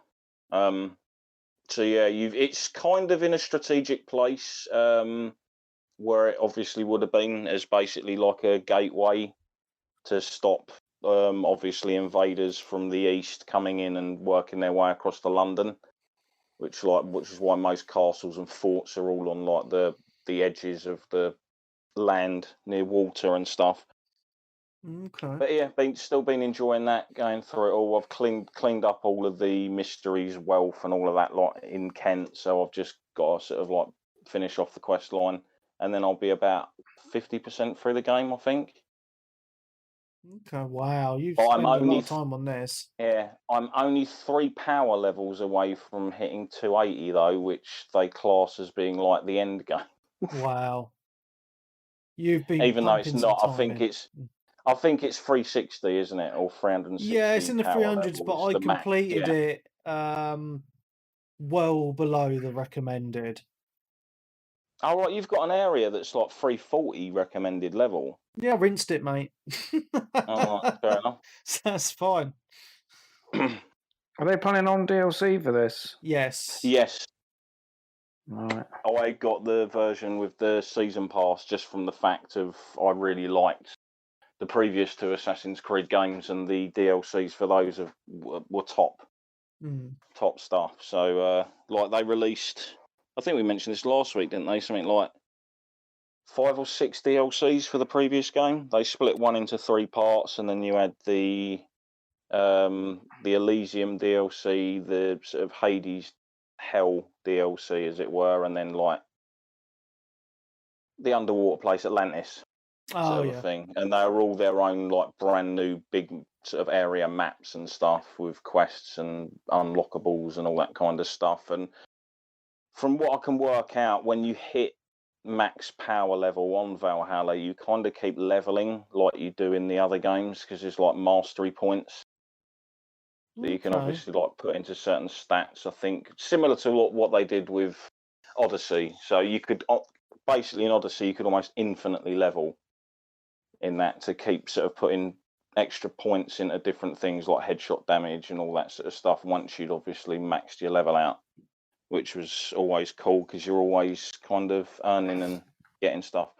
So anyway, I won't say too much more about that because we've banged on about it. It was pretty much almost like unanimously the community's game of the year last year. Yep, great game. And sort of like deservedly so. It is a very, very good game, even though I did moan a few bits about it, and I'll still stand by those to a degree. But yeah, I suppose the other thing I played this week was Maiden. Yes. Maiden. It's kind of the code name for this Resident Evil sort of 8 teaser, as it were, where you obviously play as a maiden, hence the name. And you just basically start off in a dungeon and try and escape the castle or mansion or whatever. I think it's supposed to be a castle, isn't it? I believe. You start off in like the sort of dungeon torture area and work your way up through.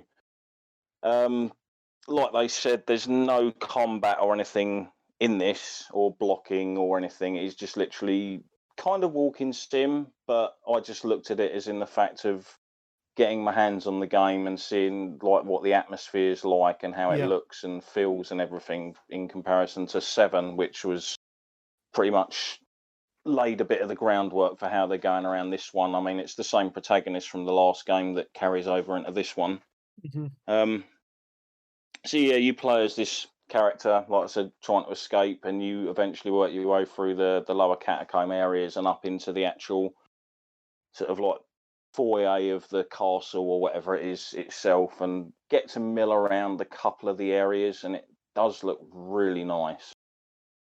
Like the styling and how the wood looks and everything on the banisters, and it sets the atmosphere well. Apparently, everyone who's played the demo with headphones on says it improves the game immensely. Yeah, that's because good. they've got this weird 3D audio stuff that they've got on PlayStation. They kind of banged on about it, didn't they, during one of the presentations? Yeah. But apparently, yeah, everyone is like, "Oh, you've got to do it with the headphones. It's mad, like the directions and like weird noises and stuff like that." And there's quite a few. It doesn't last too long. I think I finished it in about 18, 20 minutes. I'm not too sure if there's multiple ways you can go around things, because I know if you mucked around on some of the previous demos, there was items you picked up that you didn't know how to use. Okay. And then people slowly figured out where to use them and if they meant anything. And I think they kind of kept updating the demo as well and like expanding on it, little pieces here and there. That's cool. Yeah. But it's sort of like there's a couple of encounters and stuff, and it sets the mood really well. Like, I'm very impressed with the game, but unfortunately, I still don't know if I'll be picking it up yet. Oh man, you know Due you've to got to this. get it. Yeah, it depends on hard drive space at the end of the day, because I'm not giving hard drive space up for that fucking pile of shit multiplayer. I don't fucking want it. I seriously don't want it. That's the main reason I never picked up Resident Evil Nemesis when You they should be in a remade focus that. group. Yeah, no, I because I saw the beta size for the RE Nemesis thing, and like the beta for it alone was about 6 or 7 gig. That's like a full fucking game. Nah, on not these PS4. days, mate. Not these days. Oh, it is. It is. I've got many games on my PS4 that are under 7 or 8 gig. It's like an indie game. No, like I'm pretty sure 13 Sentinels, like the last game that Vanillaware did, that clocks in at under 6 gig Okay, I was going to say like most games, like 50 on my gig. system. Yeah, well, that's your AAA Western sort of kind of thing.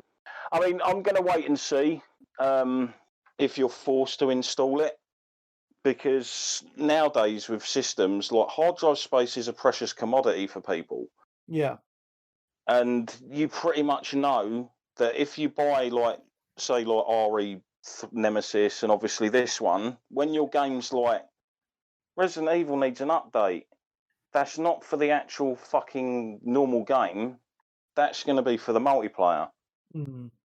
Because they're going to be adding maps and characters and shite that I'm not interested in. Or perhaps it'll just be a separate download.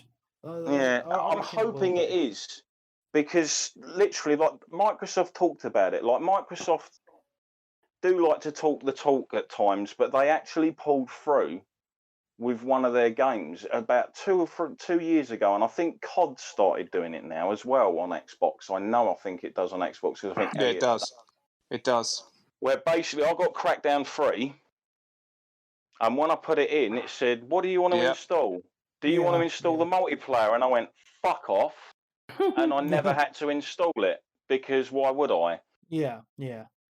So I'm hoping that at somewhere along the lines, they actually start allowing you to do that on all systems, not just necessarily Xbox. Because technically, if I wanted to get this on a console, I'd want it on the PlayStation. Yeah. Resident Evil, because it's just more PlayStation-y to me. And I obviously got RE7 on PlayStation and stuff. So, but they don't particularly go into that with the whole like, do you want to install this, that, or the other thing? And I've even filled out forums like about the previous games saying, why didn't you buy it? And I gave them their reason why I didn't buy it, because I didn't want their crappy multiplayer. Especially not when it took the place of Mercenaries mode, which is a fucking popular mode for a lot of the Resident Evil community. And like for this RE-verse to be their celebration of 25 years of the franchise. Yeah, it's a bit shit game to be celebrating, isn't it? It's like, this is how you're celebrating 25 years of the franchise. I know, mate. I know. But anyway, just talk about the demo. The demo, man. Well, yeah, the demo was great. Like I said, I thoroughly enjoyed the demo. Like it was really atmospheric. The graphics were great and everything. And it just made me sort of even more gutted that I might be put off getting the game. Just get it. You'll be fine. Yeah. You can moan at us about it. OCD, mate. Yeah, just moan at us about it, and then we'll just listen. All right. We're free therapy for you. How's that? Yeah. I mean, the other thing is like at the moment, PlayStation hasn't even got a way of like expanding your storage yet. They still haven't told us what extra hard drives work on it. So you're literally playing around. And I also know someone who's already filled his hard drive completely up on his PS5. I'm not surprised. And literally about half of his hard drive is fucking COD. Like the new COD that came out. What did I say? It's pathetic. Obviously, back in the day, I didn't give a shit if you tacked on crap multiplayer modes to your games because I didn't have to install it. Yeah. And when you've got to literally like delete, like there we go. Like damn, you were going on about like the fighting games. Yeah, like, I'm pretty much sure most of them, like the BlazBlue and I think Guilty Gear and that, they're all around 6-7 gig. They're not big games at all. Exactly. And then when your game's like, oh, you need to update, you've got to fuck something off, and then like you just end up having to delete something like that, and you're just like, oh, thanks. Yeah. So most of my fighting games have gone off that, especially on the PlayStation. So today I've reinstalled Guilty Gear again today, so I'll play it later. But yeah, again, it's the first thing to do because you're constantly picking at all the indie games going, there's a gig here, gig there, 2 gigs there.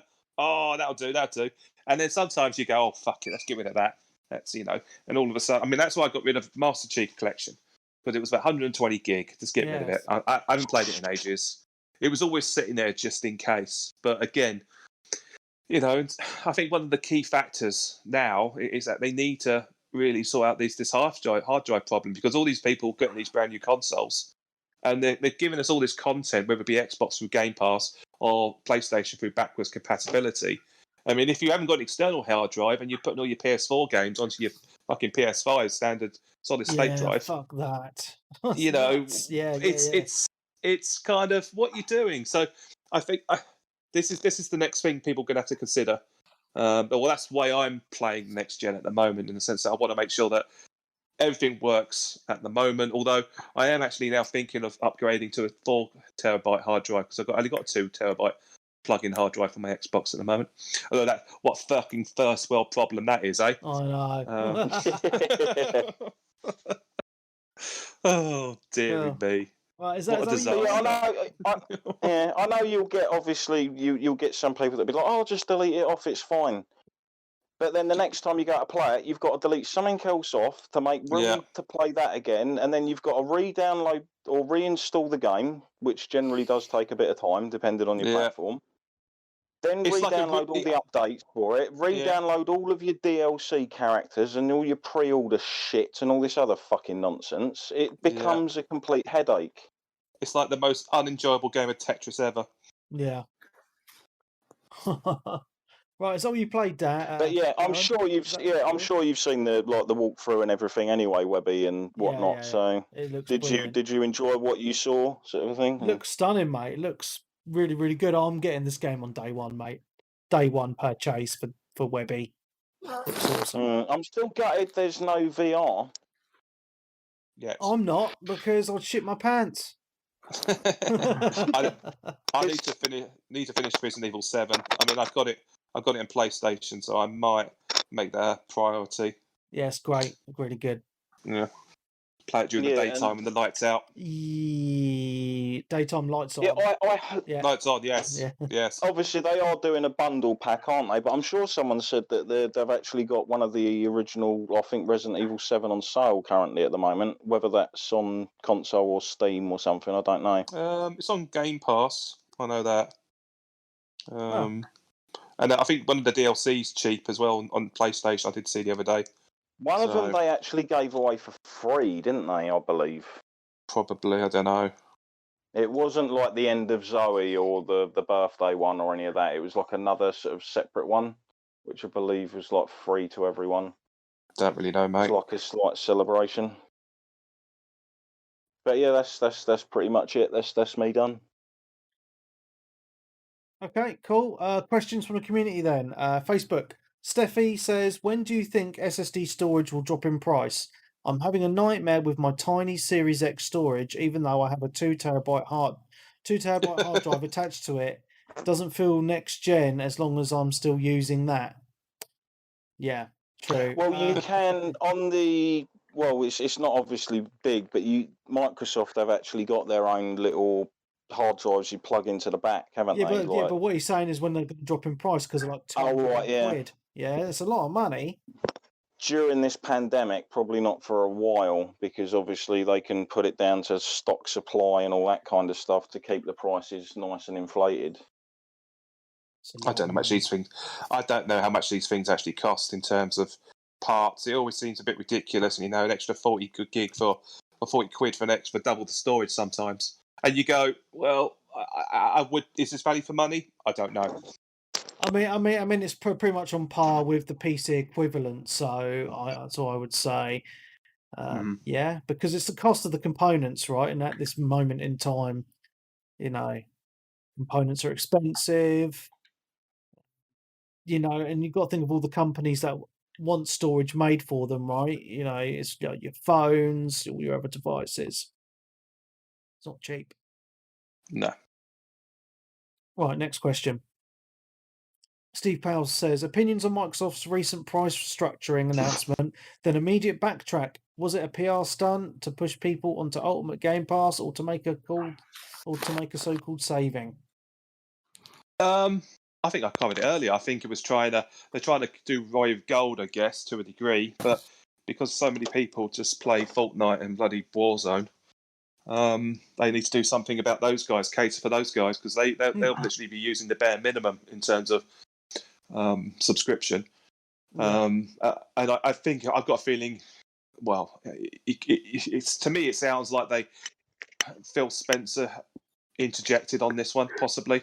Yeah. And turned around. Maybe he wasn't too sure and went with the flow, and then also backtracked, possibly. Well, it isn't a good thing technically at the moment. They're still kind of fighting. Well, doing a little back and forth with Sony, I believe. And obviously, if you've got the two available and one of them's almost twice the price to play online as the other, yeah, it's a lot of money. That is going to factor in. They probably sold a lot more memberships on the day they announced the upgrade. I know I picked up another 12-month that day, and when I bought it, there was like another 50 or something plus people looking at that page at the same time. Yeah. Lol. I'm not surprised.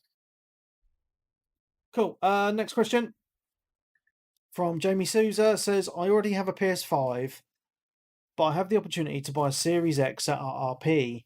Do I buy it? Why or why not? Do I get Game Pass? PS Game Pass looks a great option from what I can see. I say Sounds get easy, it. mate. Just Go for decision, If you got the yeah. money, yeah. Do it. If you can afford to eat, get it. Yeah. If you can't afford to eat, don't get it. There you I'll go. just live off beans on toast for a couple of weeks. Fine. Yeah. He says he thinks it's a good deal to get a Series X and Game Pass, but can you let me know which are good next gen exclusives on the Series X or good Game Pass options? I mean, we've already rattled off a few this week, but we've got the Medium coming out this week. Obviously, Halo at the end of the year. You've got the Forza games, obviously. Gears 5 is fantastic. That's optimised, yeah. And there's loads of other games. It's like all the third party games just on Game Pass that are part of the sub. It's just fucking brilliant. Do it now and let me know how it is. Cool. Last question on Facebook is from Clarky. He says, Donut County. Have you ever had as much fun playing with holes as you have with this game? It's the most fun ever. Come on. So every hole a goal then. Yeah. Last question from Random Fire Reg on Discord. How many games have you had to restart because you forgot how to play them? Wouldn't say restarted, but probably had to play a little bit more of it to remember how to play. When you put down a game and you haven't played for ages, right? And you're like, oh fuck, I can't remember the buttons or the story or anything. I reckon it took about 4 hours to learn how to play Monster Hunter again. I still couldn't work out how to do the charged attack with the greatsword at all during I was playing. I was just doing light attacks because I couldn't work out which button did the heavy attack. It's annoying, isn't it? Oh, I don't. That's why I tend to stay on the main. I pick one game and try and stay on it until I complete it. That's one of the reasons. Is because the controls and that I keep forgetting. Yeah. Well, that's it. It's like when you go back to game, like say 6 months between picking up again. You're like, oh fuck me, what's happened? I don't know.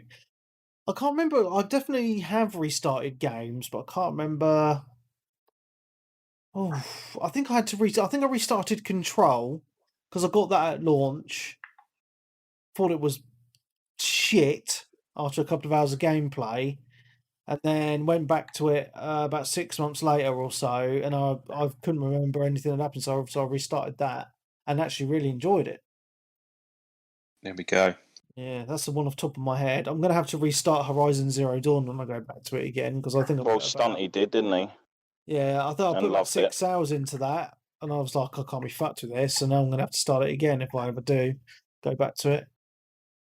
Do you own it then, or did you get rid of it? I own it on PlayStation.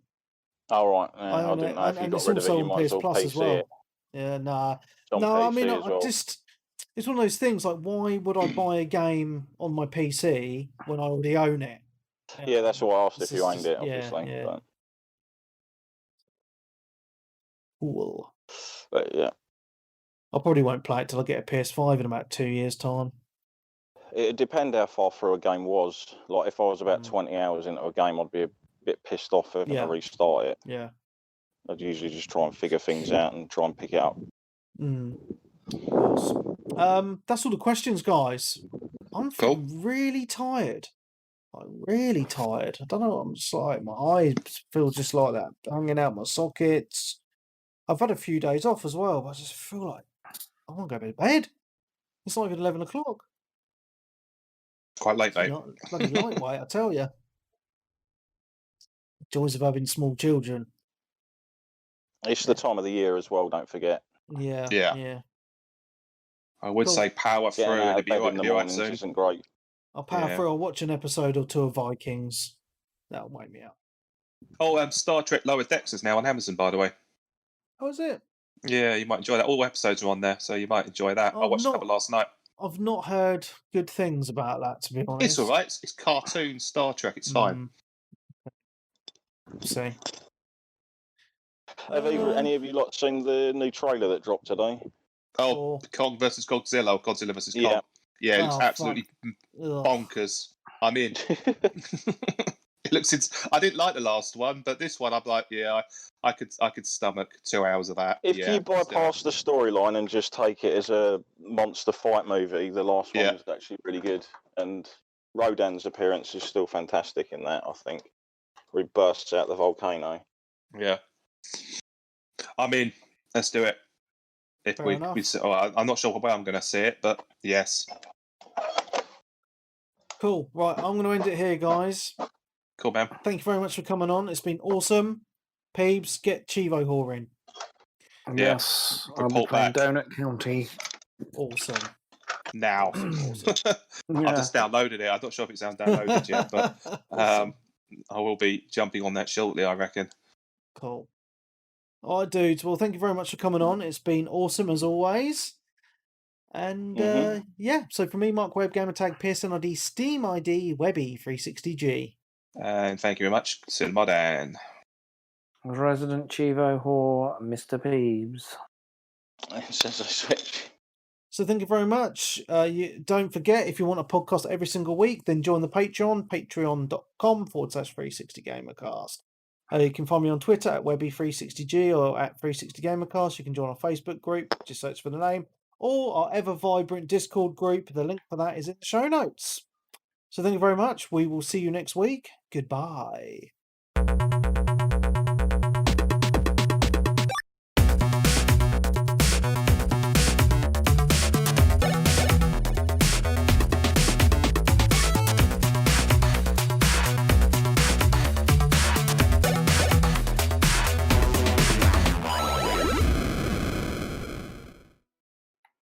Oh my goodness. Well, I'm pretty tired. Yeah, you sounded like you was dozing off on your sign-off. I went back for 3 hours. I went back to bed for 3 hours this afternoon. Bloody hell. Just tired, you're wide awake. Yeah, my sleep pattern's screwed at the moment. I'm off work tomorrow, so I'm probably going to bed about 4 o'clock this morning. Back to the old days, mate. Lol. There's probably loads of people doing that. Like, bloody hell, I haven't done this kind of thing since I was like in my early 20s. Yeah, I don't know. At the moment, there's not much else going on, to be honest with you.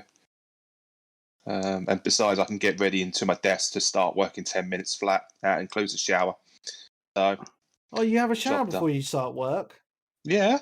Oh, fuck that. I'll make sure I do that during work time so I get paid for it. I literally roll out of bed at 5 to 7. I start work at 7. Roll out of bed, turn on my computer. Hello, everyone. Speaking of random things, I wonder how much people get paid over their lifetimes, roughly, for taking a shit at work. Half an hour a day. Because I think they said, like, the average, you spend about 2 or 3 years of your life on the toilet. Wow. I know my first job when I left school, I worked for a cleaning company in a big factory. I used to sit on these big machines that clean the gangways and floors. Anyway, oh yeah, I know the ones. Yeah, I got them at our place. Yeah. Anyway, it was such a boring job, and it's like in a big old dirty engine factory. And I used to go to the toilet.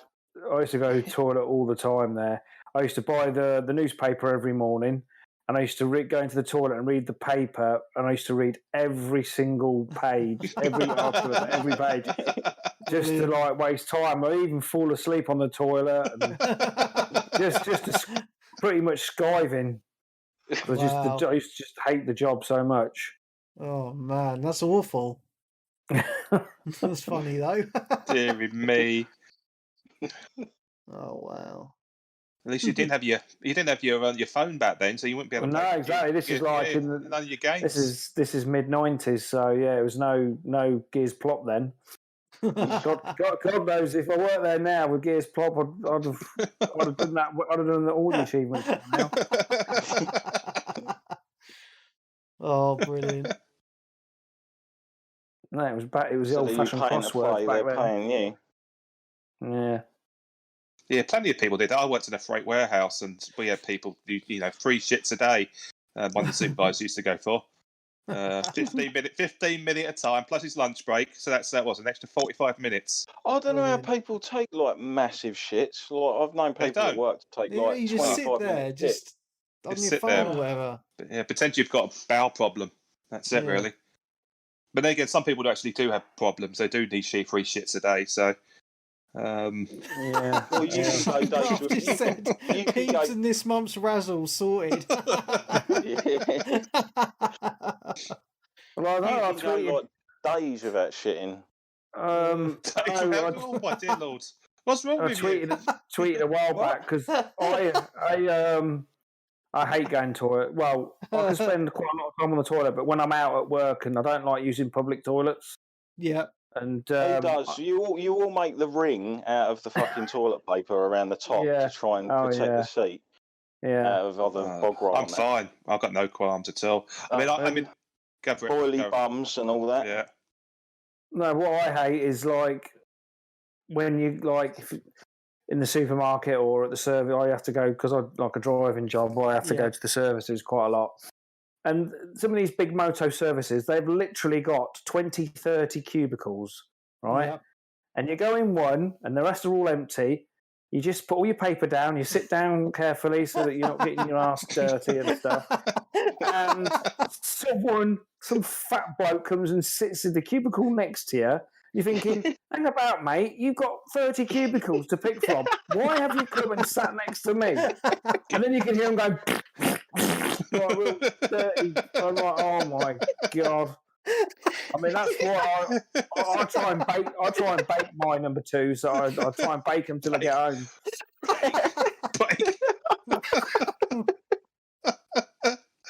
But sometimes you have to go. Yeah, tailhead, mate. Oh. Yeah. No, having jobs like that is tough. I remember when I was a postie, I had this one time, and my tummy was like rumbling. I was like, I can't hold this in. I need to go. And I was in the Did you middle. push it? I was in the middle of, and like all the I did some really rural rounds, and I was like, I just went in the woods and done a shit. There's a bear shit in the woods. I'm sure everyone's shit outside once at least. Like it's horrible What? experience and You finding get caught. leaves and stuff. Yeah, use the leaf to wipe your ass. Yeah, when you've had too much to drink and you're like, oh no, and before you find some you check for CCTV cameras and you make sure there's none about, and then you Yeah. and then you just get up and sheepishly walk away as if nothing's happened. Oh, ho Gopperson, that there's a website where people take pictures I of don't their wanna shits know. and rate 'em. Rate my poo. Oh my Yeah. dear, look, ratemypoo.com. Oh my God. Let's have a look. That Oh, used no to be way. the website, the funny website to go to back in the day. There's I don't even know if there's it's still gonna be some going. volcanic shit on that. You know what I mean? Like peeking out the top of the water. Right, Kind of efforts. I'm looking at it now on the internet. Let's see if it's there. Oh, I don't I think know it's there's one there called now. Rate My Food. Oh, it's not there Oh, anymore. Oh, it is here. It is here. It's kind of taking me to. It's got a picture of Donald No. Trump. Oh yeah. Well, rate it. Biggest piece of shit. Is that a 1 or a 10? I don't know. Give it a 10. This website's not working for me. Oh well. It's a bit slow. It's old school. This is. It's really old. I still remember a time when like I think my mate revealed to me that I successfully like blocked his toilet for a good 2 or 3 days. Oh, that's like a awful. monster turd. I didn't mean to, obviously, but Did you say that you don't shit for days? no, I've gone days without shitting, not days in a row, Oh, but I've I gone a better say, whole yeah. day without having a poo. Yeah. If you go days without pooing, there's something wrong with you. Yeah. Yeah, exactly. You need some. You haven't eaten. That's the problem. Since I've been Oh, well. working from home, I've been doing more actual poops, which is really weird. I think I'm eating more. I don't know. What's your diet like at the moment? Is it full of plant-based stuff still? Yeah, but I eat a lot of junk as well. That's why I'm getting fatter and fatter. Well, let's get really grotesque. What's your most unenjoyable thing that can happen while you're taking a shit in a public toilet, or a toilet that's not your own? Run out of toilet paper. That's happened a few times. No, there's something that sends shivers up my spine to a certain degree. I have no idea. When you sit down and the bowl isn't curved deep enough, and you touch it. You touch it. Oh, do you know what's weird? Actually, just thinking about that, American toilets are weird because the water comes up really high. And I'm like, you're sitting on it and you're like, my butt cheeks are going to be touching this water in a minute. Like, what the fuck's going on with these weird toilets? I don't get it. It's not your butt cheeks you got to be worried about touching things. It's your dangly bit, mate. Well, when you sit down, they're so fucking low, your knees around your fucking lug holes. Yeah, but that's how you're meant to shit, though, really. If you think back in the day, people'd squat, well, wouldn't they? And well, when I went, did I tell you? Exit. Yeah, sorry. What about the?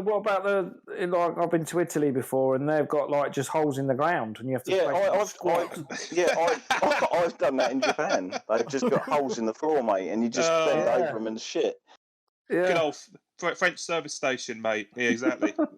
I've had to go with those. So you look at it, you go, I can't do this. I can't. No, but yeah. Some people can aim it though. I want to be comfortable. There's a little. What? Exactly. You want to be comfortable on your phone, playing Gears Plot. Yeah.